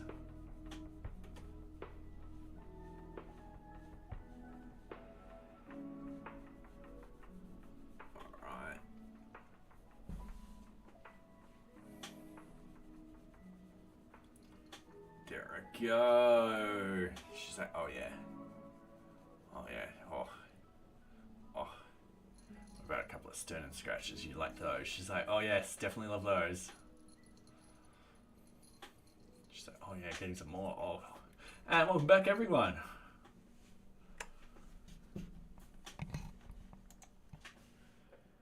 Okay, so we've got the screenshot of that. Adding tags to the object. This is pretty simple. Click on the, what is it called? Click add tag to. Click on the add tag to, and then we just got the object button. The add tag wizard will appear. Select the appropriate tags from the drop down and click on. I do believe it's just save. So I need to add tag. It's, yeah, so you can click multiples, click on add tag button to add them. To remove any unwanted tags, just click on the trash icon. There's no confirmation of that whatsoever. It just happens. With this one, we want to go click on the add public link button. The add public link wizard will appear. Then what we want to do, fill it out appropriately, and then from there click on save. I'm just double checking all of this. I'm just going to go close create public link. Oh, create public link. No, we don't need a, sorry. A new public link will be created right away. Right. You have the ability to create as many public links as you need. You can deactivate them by unticking the tick box. So, for example, if you untick the is active, by unticking the is active tick box. To delete any public links, just hit the trash can. Just click on the trash icon and confirm the deletion. That's pretty much it. Let's get to the lucky last thing that I want to write with this. At the moment, we're not going to cover the admin at the moment. Yeah. Alright, so you like moved over here for no reason. Oh, this has a lot of notes against it. Oh, I'm not going to take a screenshot at the moment. I'm just going to do the add section. Actually, no. We're going to do notes. We're going to do that. We're going to go add note to object. We're going to do like that. And then what we're going to do is, yeah, I won't have a screenshot at the moment, but click on the add note button. Add note. The add note wizard will appear. Apply, create an appropriate note for the object and click on save. Edit note, users can only edit their own notes. Then next to the note, click on the edit button. The edit note wizard will appear. Edit the note appropriately and click on the save button. Delete note. Oh, we're running to the end at the moment. Users can only delete their own notes. So next to the note, click on the delete button.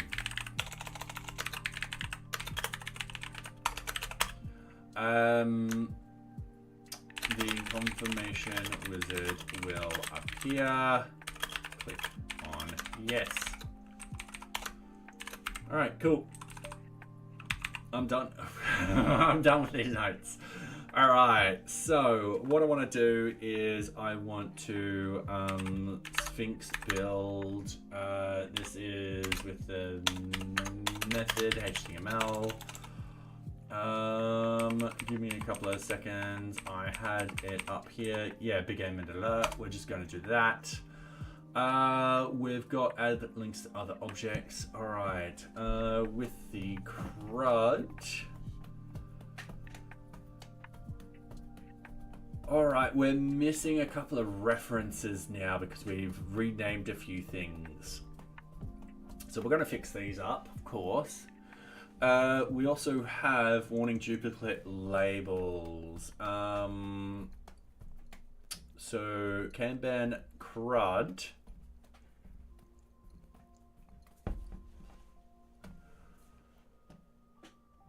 So basic usage, all right, I'm just gonna minimize everything. We're gonna open up this.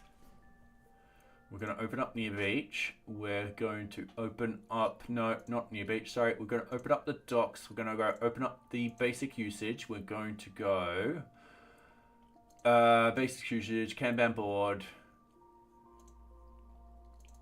And then it is on 96.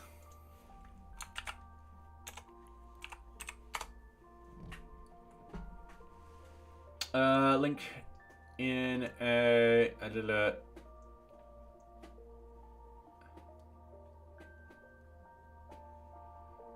On the Kanban board information page, click on it. All right. Using Kanban board menu. Thank you, socks. Sorry, I've got to type Kanban board menu. We're just going to go like that. Using the Kanban board. All right, cool. So that should be done for that one. I'm just gonna test this again because it takes me a couple of seconds just to do that. Ooh, critical title level inconsistencies. What did I break?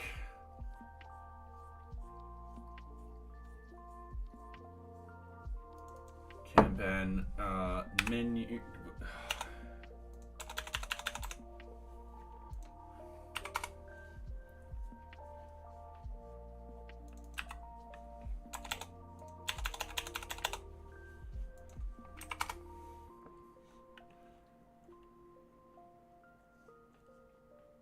Kanban CRUD 137.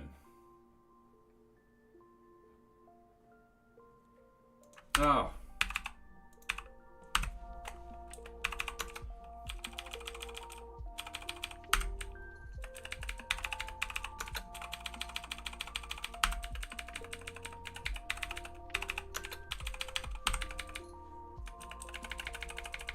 Oh yeah, I see. I've done this quite a lot, thinking.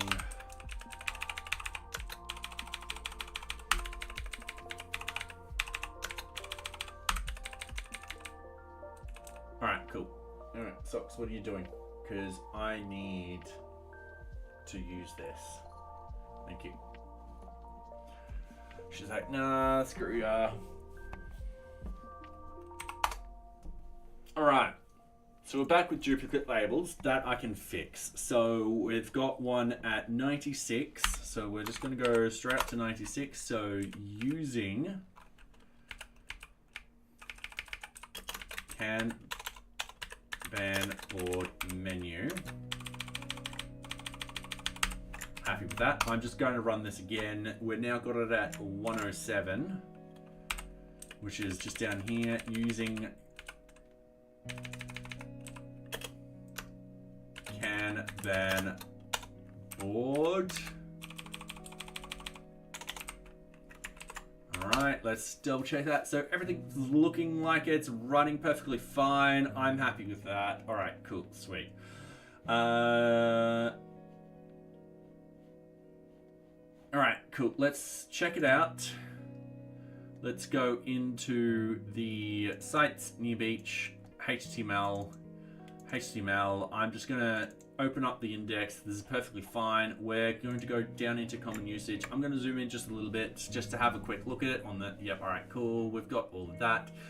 Later on, we're gonna put in more and more screenshots into this so people can actually utilize it better. Yeah, I think this is fine. And then you got like all the notes and stuff like that down here. I think that lines up awesome. We've also got the cache busting, the deployment of NearBeach, the git flow for NearBeach, and all of that in there. Sweet. So I'm actually really, really happy. I'm going to remove the HTML files. I'm going to go git status. I'm going to go git add, git commit, implementation of the common usage documentation, and I'm going to push that up, and I'm going to move the camera whilst that's doing that, because Socks is no longer there. And now she comes back and she's like, I want to be on camera. It's like, no, Socks, you can't just be like, no, I'm not on camera. No, I am on camera. No, I'm not on camera. Just, ah. Okay, so now the thing is, I want to get this documentation live today. So we're going to get it live today. So I'm going to go straight into NearBeach. I am going to be like, all right, cool. I'm doing a pull request. And I'm going to write documentation.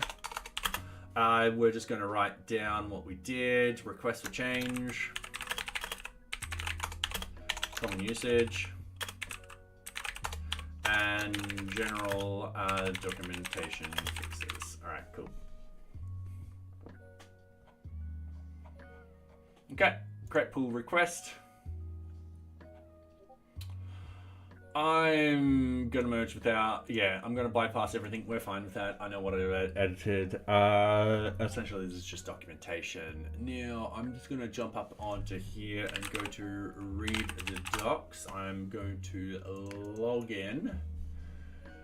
Read docs community, yes. This would be NearBeach. And the latest is still building.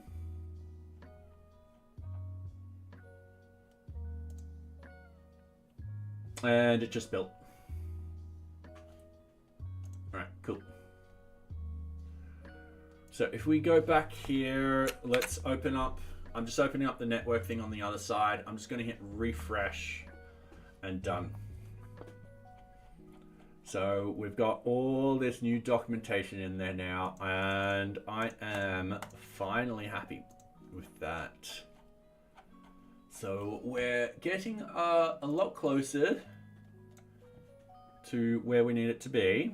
So I'm just going to scroll down, common usage, that's over there.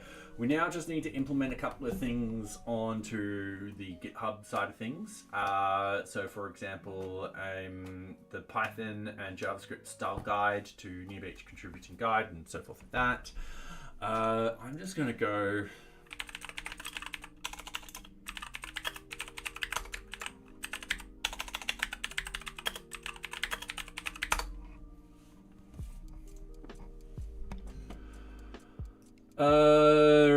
do upgrade to 3. All right.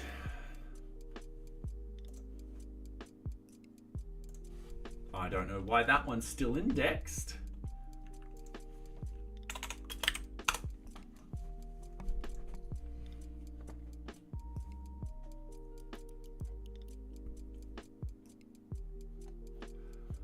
So style guide.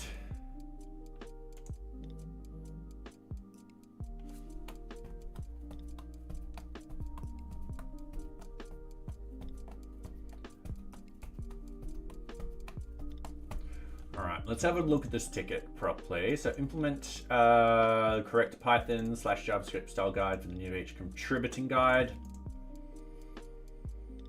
So we're going to implement it on our contributing.md. It might be an idea to implement a style guide, a link to existing, which is what I'm going to do. And then we're going to aim with 0.32, aim actually getting improvements. And we'll probably end up using a linter just to do all the heavy lifting. It's, yeah. For example, with our JavaScript, our local variables function usually are a case with underscores to differentiate it from more object scopes. Yeah.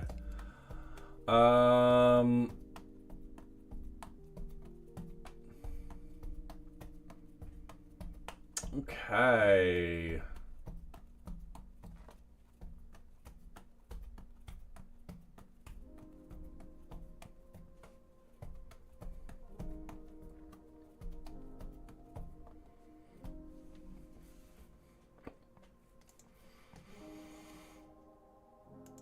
All right, easy done.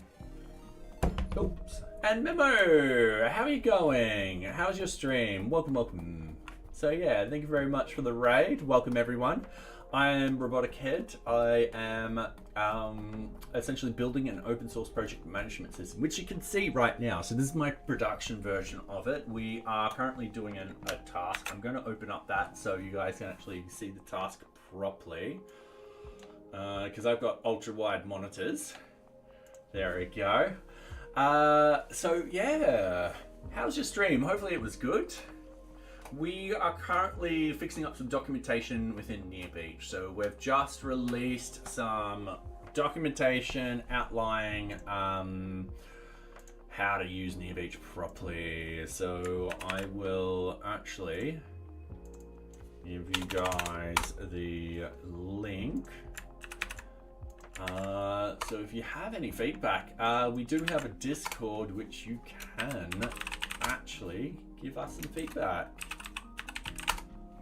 Because I'm terrible at documentation writing. And this documentation writing that we did today will need to be elaborated in the future. So yeah, it'd be good to understand the pain points that others have. All right, so what I need to do at the moment is we've got this particular task and we've got to edit the contributing guide, and we're going to add in the for this particular task, implement correct the style guides and stuff like that into that. So I'm just going to go over into here. We're going to open up now. This would be for development. So we'll go to develop. We're going to check it out. I should do this over here. So git branch, git pull. I'm going to pull in everything that we've required. I'm also going to git checkout main. Git pull that very, very quickly because I know it's behind a little bit. I want to git checkout develop. I want to git merge in main.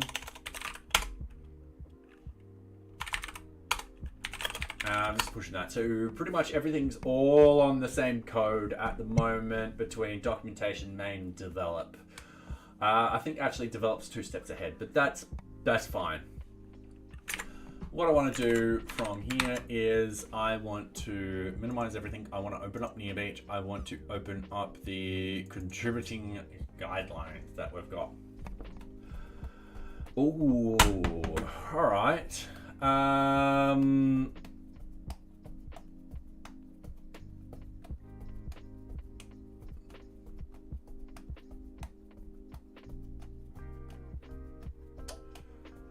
Okay.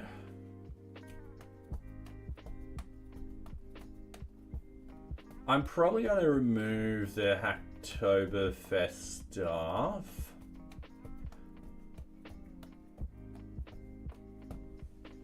I don't think that's actually appearing in the contributing guides if we actually go to NearBeach. So if we go to NearBeach, GitHub, NearBeach. You see the about, and then in here you've got the contributing guide. We do have a link to it. Yeah, we don't have the Hacktoberfest in there. So we've got that, code of conduct, yep, NearBeach overview. All right, setting up the local dev, donating, bug reporting, code climate issues. I think that link's now broken. Let's have a look. Yeah, it's now broken. Pull requests, documentation. All right, so setting up the local dev environment, we're going to put that right underneath that. Okay, easy, done. And then we're going to do 2 of these, and then we're going to go and state, what are we going to state? I don't know. Code.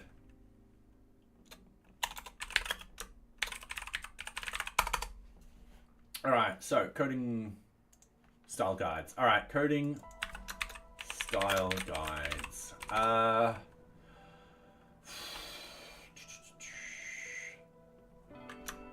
And I think it's 3. Yep, 1, 2, 3. So we're gonna go view 3. We please refer to the view 3 style guides.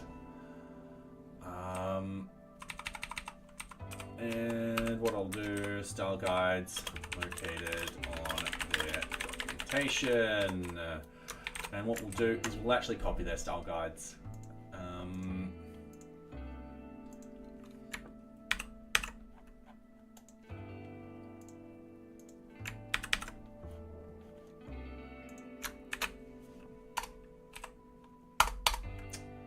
Please note the following outliers.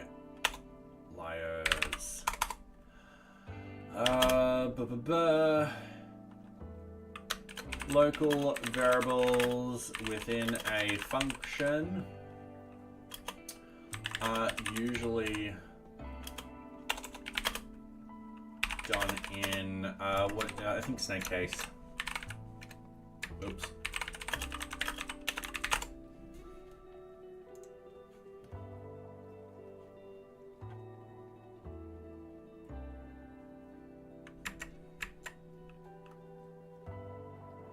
Yep, snake case.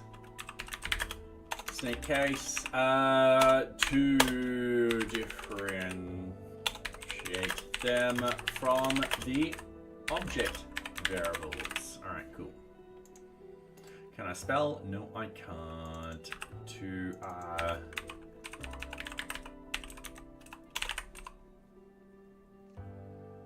I think that's the only difference that we have. For that, we will be going through the style guides, especially when we do 0 to 32, and we will be applying them across the whole code. But once again, we just use linters. So, yeah. All right, Python. Please refer to the, now this is where we're going to go up here and go Python style guide.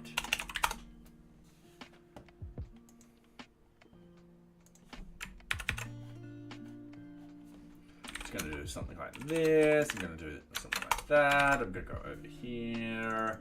I'm going to go to here. And I'm just going to paste it in. Boo.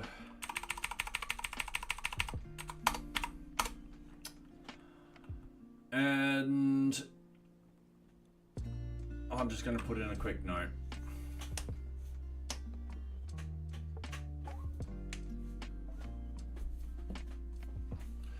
differentiate them from the object, and prop variables. All right, cool. I'll do an example bit of code in here. Example code, so people will understand why. Up here,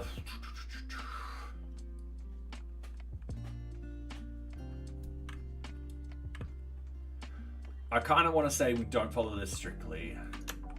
These style guides at the moment are a recommendation, however, are not followed strictly at the moment. We are looking for at implementing automatic in the near future. All right, example code. Yeah, markup. How do I do code in markup? Markup code block. I think it's 3 backticks. Created by enclosing text with a single backtick. Each line is indented by at least 4 spaces, 1 tab.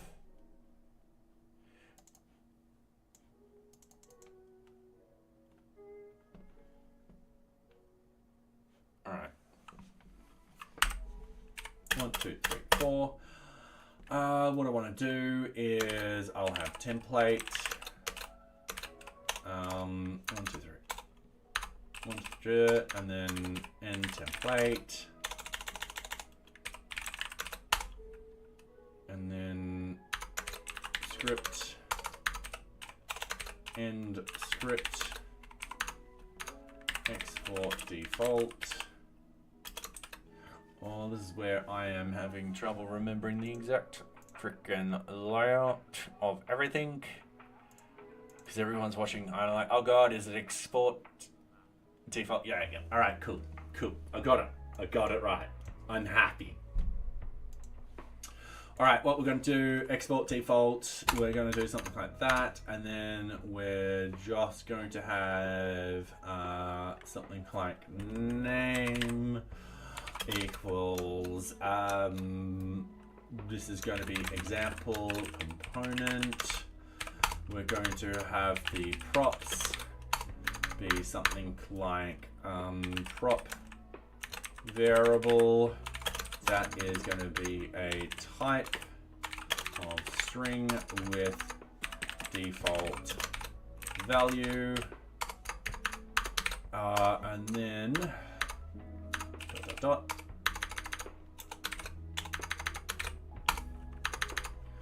And then we have data, and that will be a return, and then we'll have data variable. And that will be value in there, and then we'll have dot. And then, yeah, we should have something like that. And then we'll have the methods. And then we'll have, it will be my method.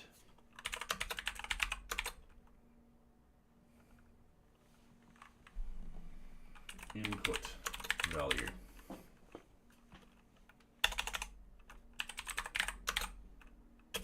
Something like that.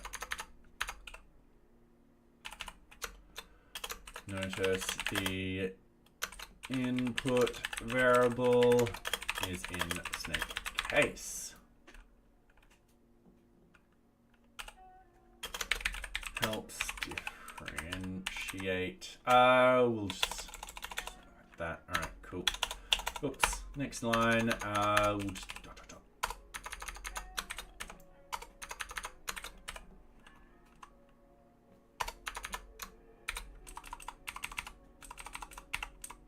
Okay, let's have a look at that.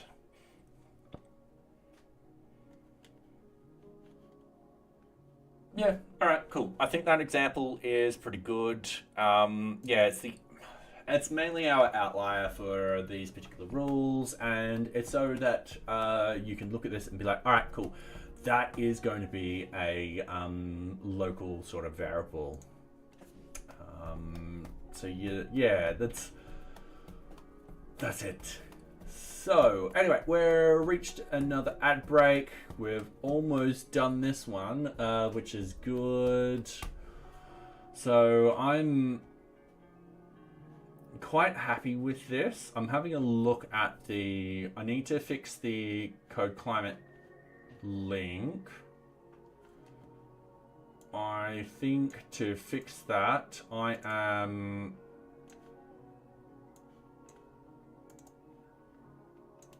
going to copy that very, very quickly. I'm going to paste that into there. I think it's just NearBeach now.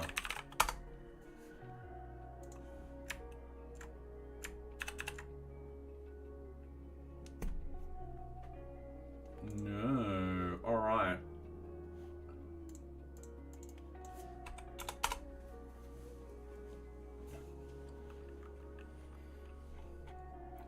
Or are we not using? We're not using this tool anymore. All right.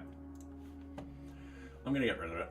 How are we with the ads? About 14 seconds left. Okay. I really need a haircut. Yeah, this is long. This is all scraggly. You know. Time to get a haircut. Anyway, welcome back, everyone. Let's jump back into things. So I want to go over here. I'm just going to delete these lines.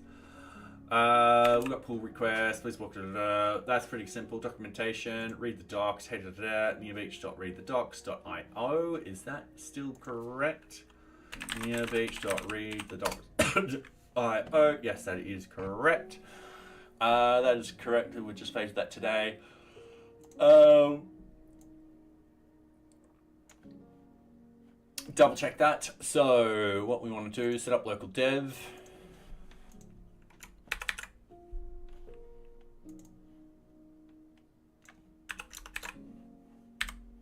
Cool, done.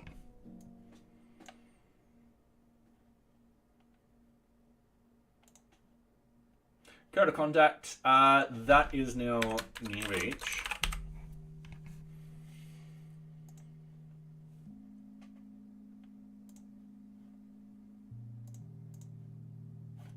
Does NearBeach have sponsors?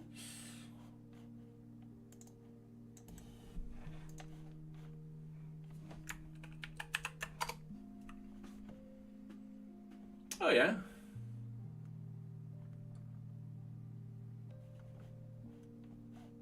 No one's sponsoring. Aww. It's fine. I should go through that and double check everything.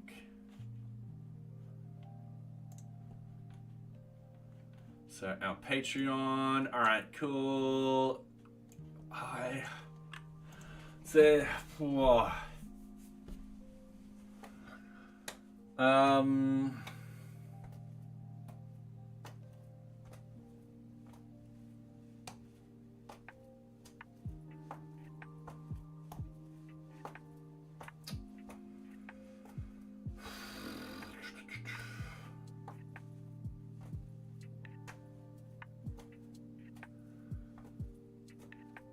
I think this year is going to be different with Hacktoberfest. It's been great in the past, getting some issues fixed and stuff like that, but yeah, I'll just do that for the moment. All right, cool, no problem. We can get that documentation back. That's fine. So I'm pretty happy with that. What I'm going to do is git status, git ads, git commit.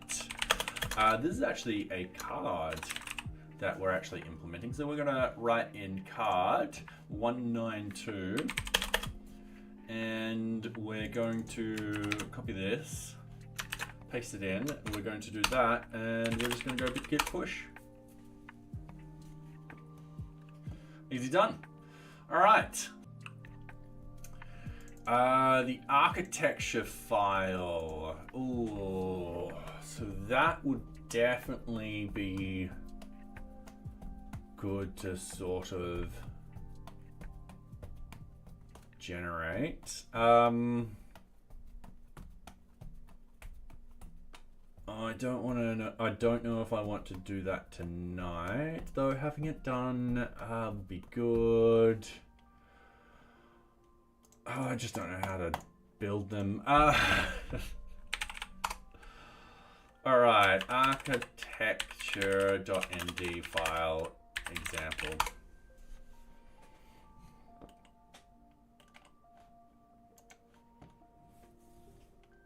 We've got examples, OmoZH, Flutter, VS Code, GitLab, ESBuild. Let's actually have a look.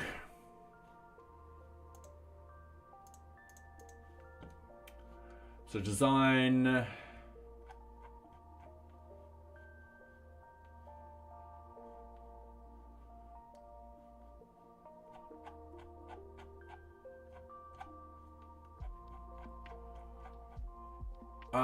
Yeah, this is actually showing the architecture and stuff like that. I am nowhere near prepared for actually doing this tonight.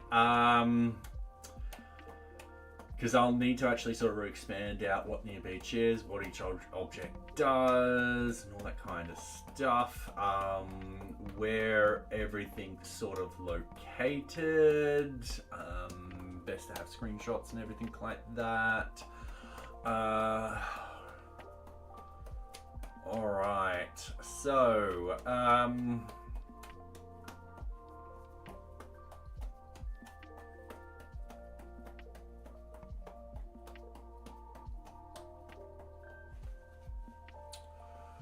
okay.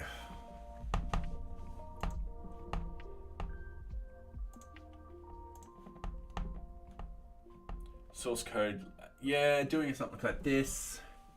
So I'm going to find a couple of examples, read through them, understand how it's all set up, how I can convey how NearBeach is also set up. We've got architecture.md. We've got the, all right, cool. Architecture stuff, architecture, translator. All right, cool. Yeah. So even though that's there, I do want to get this done before October. So it might be something I will do on Friday. I'm going to write a reminder to myself to actually have a look at this. All right, cool. This will be like 6 p.m. now. I have my event. So look at architecture.md file. All right. Yeah, I just need to do some research on it and stuff like that. I don't know what I want to put in there, but I do want to get this done before October. All right, I'm going to say those are actually done. We'll move them on. I'm also going to, if I could, sorry, I don't have a side scroll properly. I'm going to archive those cards. That's just to shrink everything down. We've now got 14 objects in progress. I'm currently doing this one, which is good. I think we're getting there with it.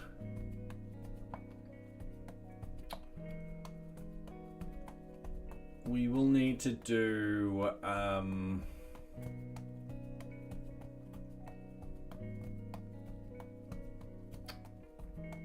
we'll need to finish it off soon, but that doesn't have a deadline at the moment. Docker, this one I want to do, so I want to do the Docker test all databases on Friday. So Friday will be a longer stream. It will literally be me testing constantly with every single database, going through everything, making sure we don't find any critical issues. The idea being we've got to solve critical issues. Well, quite, we've got to solve them before we start on the 0.32 stuff. There's also research that I got to do. That'll happen off stream. So construct, I got to do that. Those can wait until next month. That's perfectly fine. Yeah, the architecture.md file, I should start that also on that long stream. Just absolutely plow it out. Shouldn't be too hard to do, famous last words. I'm going to go through a bit of that. Test linking requirement items to object. I think there is a bug somewhere in there, or I haven't actually implemented something. So I need to fix those up too.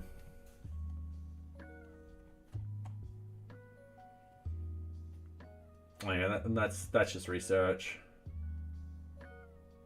Add objects widget module.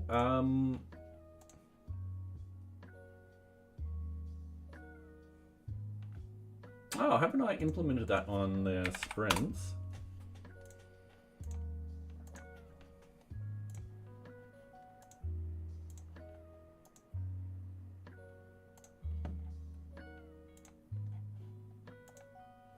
Log into NearBeach, go to an open sprint, add in another object, i.e. tasks. There are a lot of tasks in the list.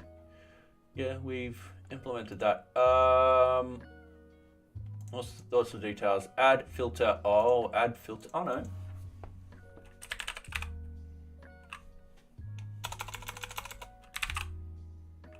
Yeah, no, the filter works. All right, cool.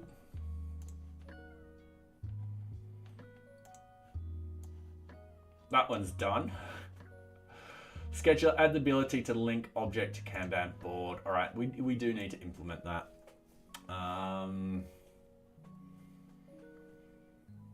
That shouldn't be, famous last words, that shouldn't be too hard to actually do. Because we've got the basis of it. We just need to do the template part of it. And once that is done, everything should just fall into place.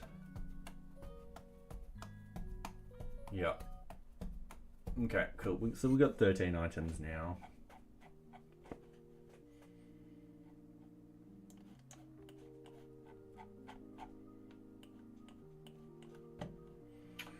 All right. So I'm going to go over here. We're going to do a release tonight. No matter what. I'm just wondering if I could fix any of these particular issues very, very quickly. The GDPR wizard, I want to actually add in a clearer message. I've just got to find the wording for it. The read-only user can edit and play around with the fields on the schedule object. I want to have a look at this. I think this might be an easier one now because we've actually simplified the scheduler object permission. So I'm going to close that one. We're going to open up, we're going to keep this one open, but I'm going to right hand click and I'm going to go into as read-only user. We're just going to go straight in there. We've got the scheduler, so we've got scheduled objects. In here they can click on things and they can change things around, which is not what we want. So they won't be able to save stuff. This is a very minor sort of issue. In the past, we've just used field disabled functionality to do this task for us. All right. So I'm going to close that. I'm going to open up that. I'm going to minimize everything. I'm going to open up NearBeach. NearBeach. We're going to have a look at the templates. We're going to go NearBeach. We're going to go projects. We're going to go project information. We're going to have a look at this. So we actually don't have that anymore. But we do pass down the user level. So if we go into the source JavaScript, we've got the components. We've got the project in here. And then we go project information in here. We've got all of that. And then if you have a look, we've got a read-only field in here. So that is actually set false by default. So however, when it comes in, we set the read only. There's a method that does it for us. So we go in here. In this sort of case, we're checking if the status is either closed or the user level is not ideal. We're going to implement the same thing for the scheduler. So going up to the templates, what we want to do is we want the object scheduler information in here. We're passing the user level down already, which is great news. What I want to do now is I want to go to the schedule object information. So object scheduler information. So we're going to scroll all the way down. There's a lot of data in here. We should have in here user level, great. And we should have it is read only. We don't. So we're going to copy that is read only.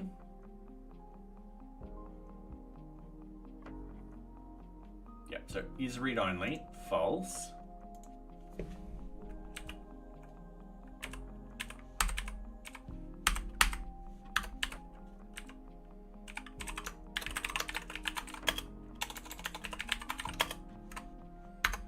Easy done. And then down here with the methods, we're going to set read only. And to honestly tell you the truth, it's just this. It'll be this dot user level is less than or equal to 1. That's it.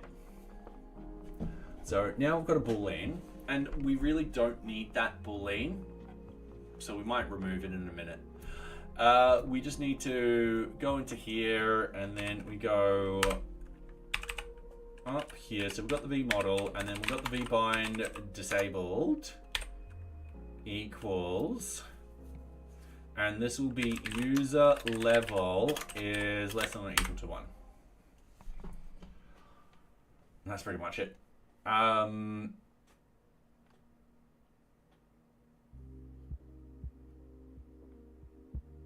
That's validation rendering.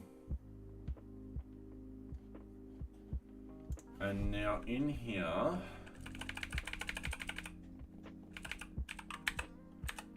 vbind disabled, it's going to be that. So we'll go in here, we've got the object type, I just did that. We've got the object title, I didn't do. Object title, valid rendering, yep, all right, input, and then we just want to do vbind disabled. Yeah, that's pretty much stock standard.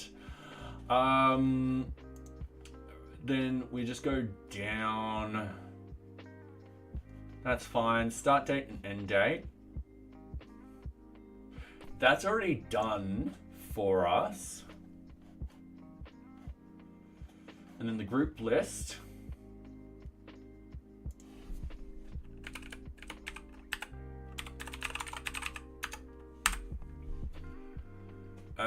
Div group permission issues. Yep, we don't need to schedule a frequency.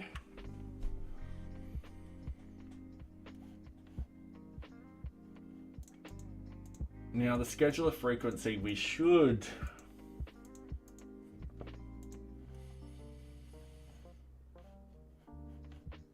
go down further. So I'm going to get rid of the read-only, the data one. This is needed.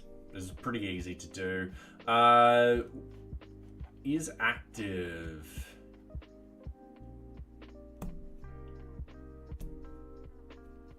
Is active. Toggle on and off. All right, cool. Not a problem. What we want to do is we want to go vbind disabled equals user level is less than or equal to 1. All right, so if we do npm run watch here, we're going to run a quick watch on this. We're going to make sure it works how we want it to, and then we are going to test it, make sure things work as we expect them to. So it's just done. All right, going over here, we're just going to get rid of that. We're going to open up I've just opened up that to sort of remove all the static files. So I can't edit those. I can still edit those, but that's not going to be a problem. We're going to edit that in a minute. I can't edit any of those. Can't edit the editor, but I can still copy. Can't edit the title. Can't edit that. All right, cool. So everything's sort of solidified. And what we want to do is what do I want to do for the scheduler frequency? Yeah, let's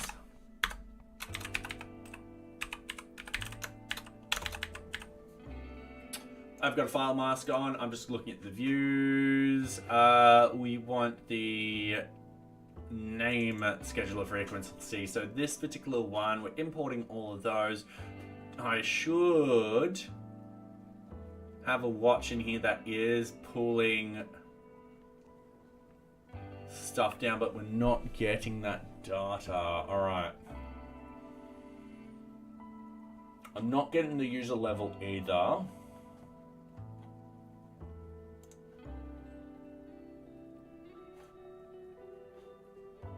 So I'm going to have a look at this particular one, see if I'm actually sending it upstream. I am, so it's worth actually getting it down here using the watches. So up here, what we want to do is we want to go VueJS, import our usual map getters from VueJS. All right, cool. I don't think we need to put them as components because no, we go down here under the watch, we go dot dot dot. Actually, I think this happens at the top.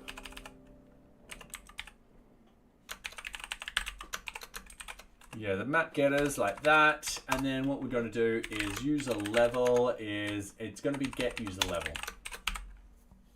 And that's pretty much it. There we go. We're happy. We've now got the user level in here.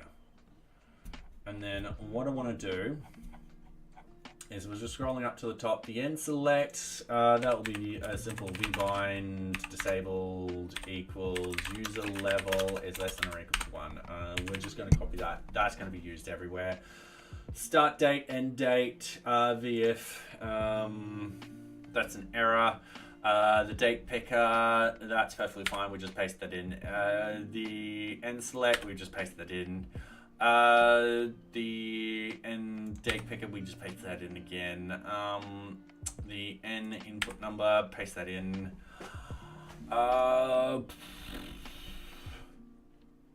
Input, paste it in. That's the label. End select. Input. That's pretty much it. That's as simple as that.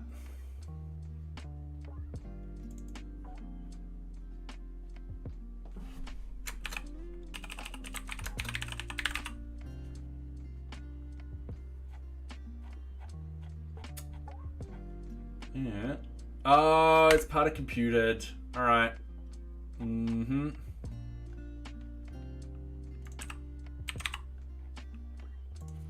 Always forget where that goes. There we go. Dot dot dot map getters. Not too many dots. I think it's 2. Actually, I'm wrong. It is actually 3. My bad. And Omka, how are you going? I do apologize if I've pronounced your name wrong. I am building an open source project management system called NearBeach. Today we're being mostly focusing on documentation. I'm doing a quick bug fix, and then we're going to do a deployment. So yeah, I won't be streaming for much longer, but I know who, well, on Twitch I know who we're going to raid. Sadly on YouTube we can't raid. That would be an awesome function if it was implemented. So yeah. Well, welcome. I do hope you are enjoying my content. So I've got to test all of this now. So I'm just going to hit reload. I've got the console open. We've got a model build, cannot read property of null context. I'm just going to sometimes that happens. It doesn't build in time. So as you see, all of that is still sort of blurred out, and we're all like, all right, cool. Yeah, no, I like that. Done. It's as simple as that. Now, if we actually go back to the admin user, I'm just going to copy this and I'm going to paste this in, and I'm going to I need to actually, delete the cache. So give me 2 seconds. There we go. If we go back into here, this particular user will be able to do all sorts of stuff and tick and so forth. And yeah, easy done. All right, so this is fixed. I'm just going to copy this. We're going to go over here. We're going to remove our static. We're going to go git status. So we only edited 2 files. That's perfectly fine. Git add, git commit. This will be a bug fix, and we're just going to push it. So this is ready for retesting. We're going to jump back onto all the 98 ones on here. Customers pagination needs to be applied to the associated objects. I'm not going to fix that today, but yes, that does need to be fixed. GDPR wizard, remove a user on the data verification screen. It could have a clearer message. Yes, so we'll need to actually define that message and so forth like that. Alright, and then the change task, user not updating when another user makes a modification. Didn't we do something the other day about that? I don't think we did. We? Oh no, this is a quick one. We can fix this one. Yeah, that's easy. So what I want to do is I want to close all of that. I want to go update or change task, save. And I need to actually put on the massive file mask and make sure we're in a project. So here we are, change task save. So we get the data, we get the change task update. We go through, we change task alert. Yeah, we don't make one critical change here. We're gonna go change task update and then change user equals request.user. It's a one line. It's a one-liner that we forgot to put in here. The idea being is we'll track who's made the last change and so forth like that. All right, to sort of test that, let's just jump into a team leader role. So we're going to jump in as a team leader. We are going to go localhost. Let's find still objects. RFC1, let's go in and click on this particular change task. So number 7, we're going to bump into the Django's back office or admin. We're going to go change tasks in here. We are going to go into number 7. I'm just clicking a random one and I'm just going to update it to 7. We are seeing in here that change user is team member. I've logged in as team leader. I'm going to hit save. Everything's saved. If we refresh this, this should go from team member to team leader. There we go. Now it's team leader. I'm happy with that. That is a bug fixed. So we're going to copy that. This is a simple one. We're going to go git status, git add, git commit, bug fix, and we're just going to push. Oops. If I can type in push correctly. So that's all done. This is submitted. This is ready for retesting. We're going to bump back into this. These 2 particular bugs, I'm going to move them on to the next release. Anyway, we've just hit ad breaks on Twitch. All right, cool. For those on YouTube wondering what's happening and what's happening with my hair is it's going crazy. But what's actually happening right now is we've got ads on Twitch. What we do is we do this so no one misses out on any content. So yeah. I hope everyone's going well this evening. So we are slowly getting there. Definitely doing a release soon. So yeah, pretty exciting stuff. When was our last release? It wasn't that long ago. So what I want to do is I want to type in NearBeach. I want to find out when the last release was done. 5 days ago? Yeah, 5 days ago. It wasn't that long at all. Okay. How are we with the ads? We're going good.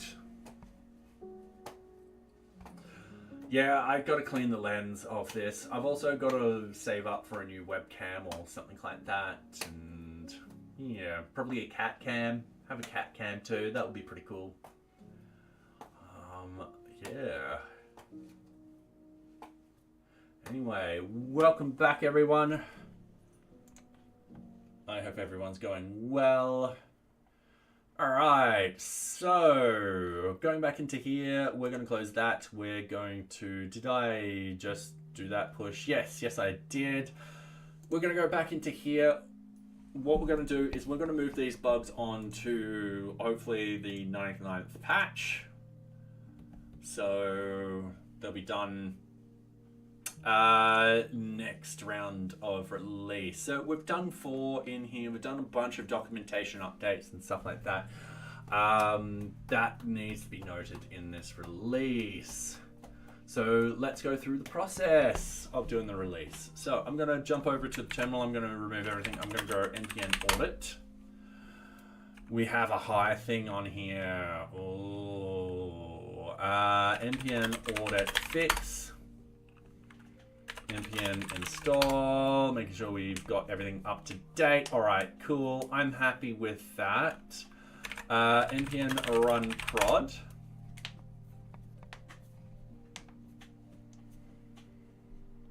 Now, there's a couple of things I've got to do with our end-to-end testing. First thing is I've got to remove the database. And then Python 3 manage migrate. We're going to create the database again. The reason being is we've got to have a fixture put in for these tests. And then Python 3 manage load data. We're going to load in our basic setup fixture. It's nothing that big. We're going to go over here. We're going to refresh these servers.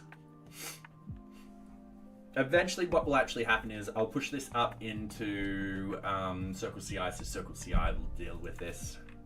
And then what we want to do is npm run e2e. So that's our end-to-end tests. And what this does is it essentially just runs everything. I will get this to also take screenshots and all that kind of stuff. Now, that's a problem that constantly happens where for some strange reason mobile Chrome just doesn't log in. It is annoying. So I've got to figure out why that's doing that. No matter how long I put the 5 seconds is a long time for it to actually wait for the logins to occur. So yeah. So it's just doing the Firefox at the moment. It's just getting there. All right, cool. It's going to show the report. It's going to complain that all these 11 failed are from the mobile Chrome, but we've passed everything else. So yeah, we don't have any flaked. We don't have any skipped. And if I cancel that and rerun it again, sometimes it will just work. It's annoying as hell. With the 032, we'll actually be also doing some more end-to-end tests. We'll probably do screenshots, comparisons, and all that kind of fun stuff that comes with testing, automation testing. So yeah, we're just gonna wait for all of this to run.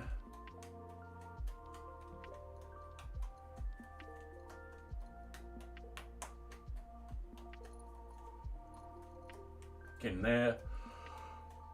Sorry. Big yawn. And there we go. It ran perfectly fine that time. I don't know why it does that. All right. The next thing I want to do is with the tests. I just want to have a quick look at all of these. A lot of these will be perfectly fine. Yeah, it's just double checking stuff has rendered perfectly fine. It has. All right. Cool.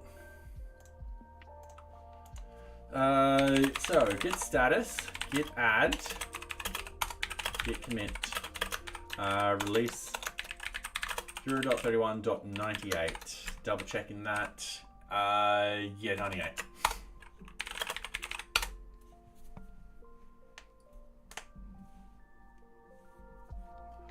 All right, now that is done.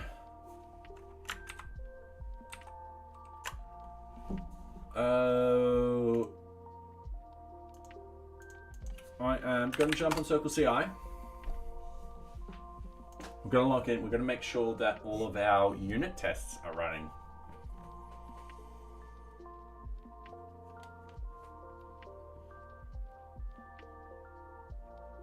Now, our last dev push was 10 minutes ago.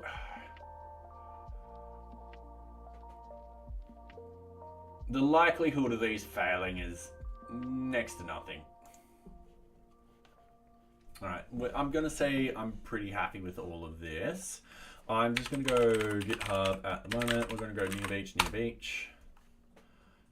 We are going to compare and pull. We are going to write in bug fixes. We're going to go over here. We're just ordering the bugs by ID, smallest to largest. Clicking on that, we're going to copy that. We are going to paste that in. We are going to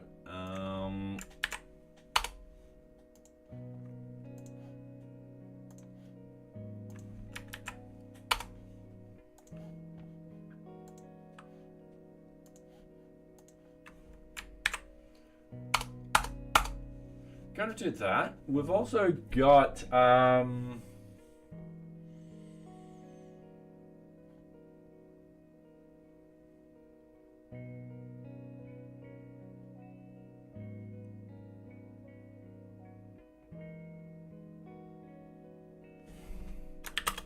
MISC update to documentation, also implementation of more unit tests against the API.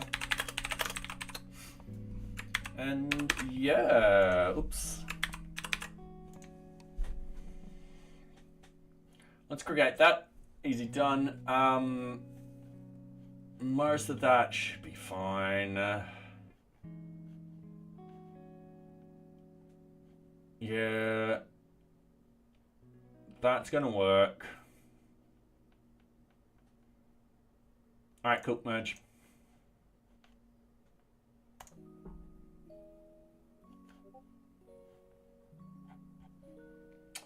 All right, now that that has been done,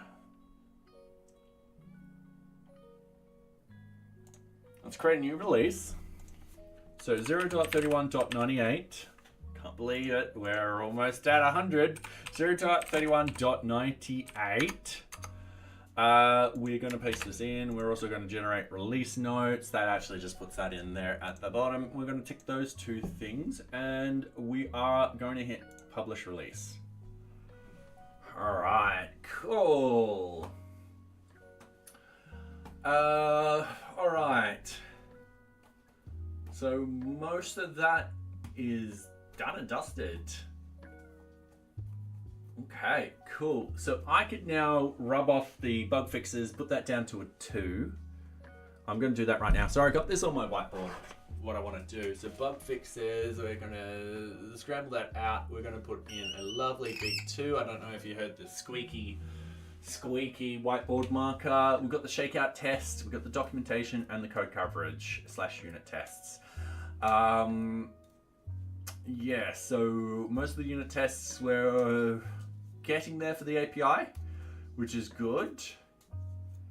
We're focusing just on the API at the moment, and then we'll focus on the front end unit tests. Making sure that we actually add in unit tests for components we haven't yet. Then once we've done that, yeah, we've got shakeout tests. Yeah. It looks like we're actually finally headed into actually completing what we want for 0.31, which is great news. I can't believe it's getting there. So yeah, so in here we've got the backend test. I'm just going to click in this. We're going to go to the artifacts. We're actually going to go to the indexed. What I want to do is do by file. I want to do API in here. And as you see, we've got like 75% for the permissions. We've got under 100, 93, 87. It's down here where we've got requirement item API and requirement and changed. Yeah, we've got to do those three. This one to the link API, oh god, that one's going to be a pain. And the task API, yeah, that'll be fine. And then the user API view, all right. Cool, so that will hopefully get us up to the 75% that we kind of want.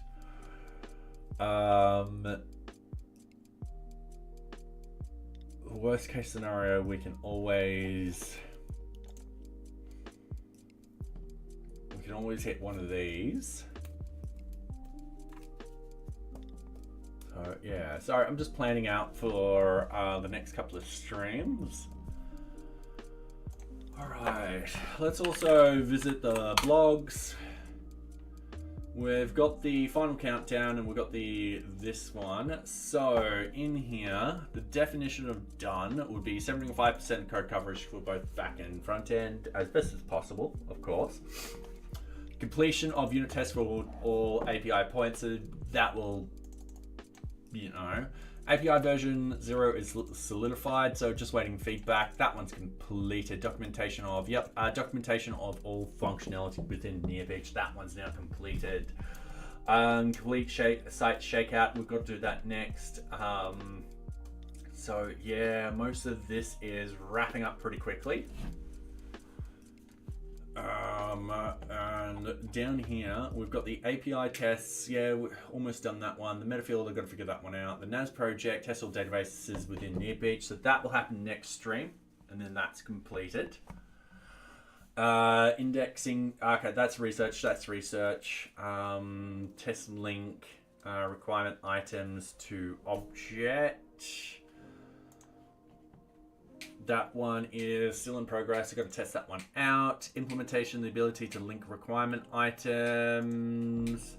That one's still got to happen. Add filter to add object wizards. That one's completed. Yep, all right, cool. That's another thing I can put completed on here for. Schedule add ability to link objects to the Kanban board. That one needs to be done too. That one, fairness, last words, should be too hard to implement.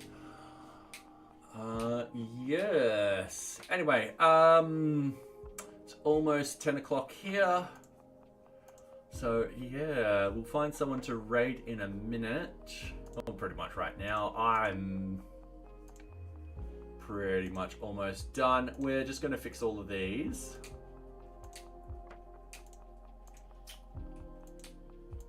Which is awesome news.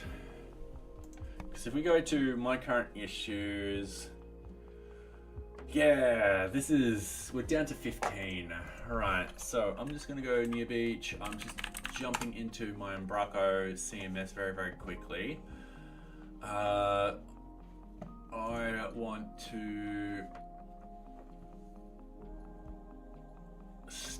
update the bugs. Let's counter bugs. So currently we've got a count of 15 with 2 scheduled. We've got that up to 70%, which I'm happy with. We've done this and we've added that on. All right, cool. So it's just all administration at the moment. I will open up the blogs.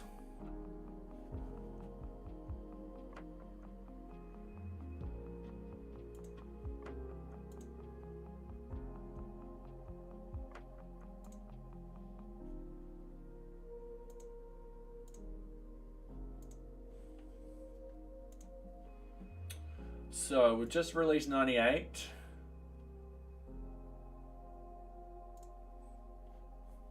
All right, cool.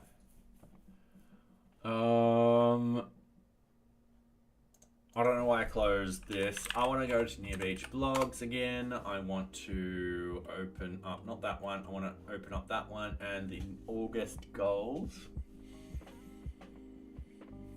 All right, cool. What I want to do, I want to bring this down.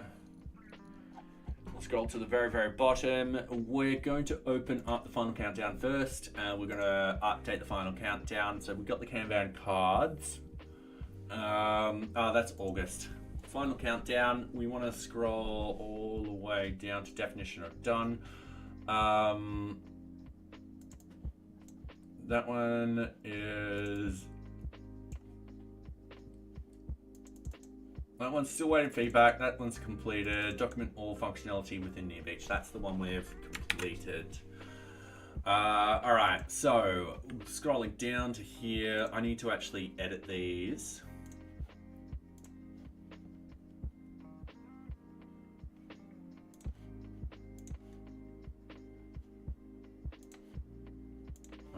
This definition of done, documentation, all of that. So I'm just going to put completed. We're also going to, for these, we are going to highlight what's completed and what's not. So the, and then completed. All right, oh, so right in the way. So if we open up this again, let's hit refresh. Boom, we've got those completed. Got awaiting feedback. Yeah, so the unit test, the unit test won't be that far away for the API points. The code coverage is going to be daunting for the front end. Sucks.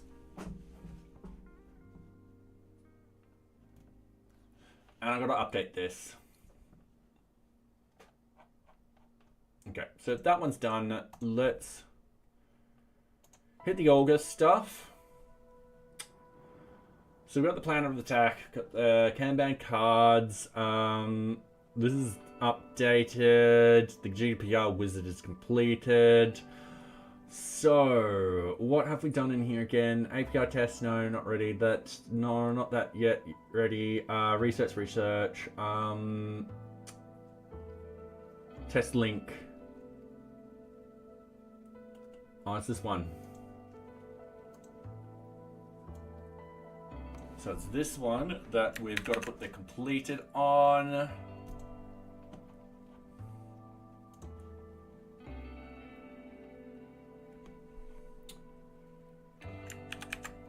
Yeah, all right.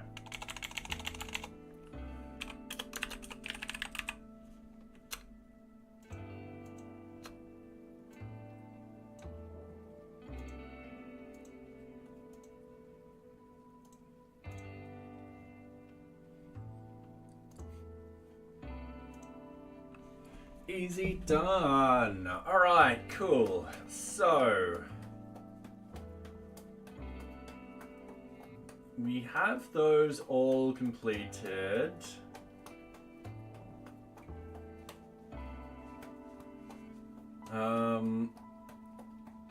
Yeah, I think if I focus on... So I just got to think what I want to focus on and all that kind of fun stuff. But yeah, I can do that after stream. Anyway, let's go find someone to raid. All right.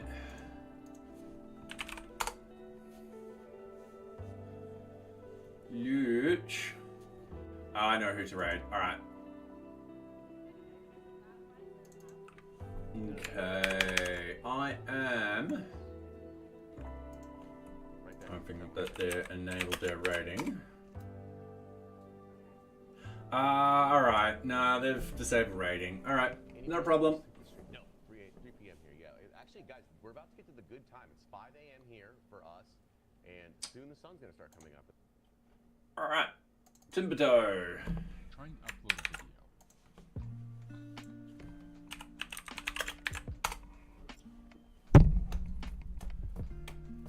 Okay.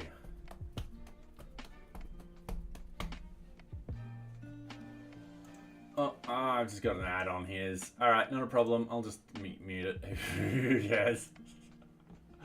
I'll wait till his ad's all done before I hit the raid button. But thank you very much, everyone, for being here tonight. It has been wonderful. Yeah, we've got the end in sight, which is great.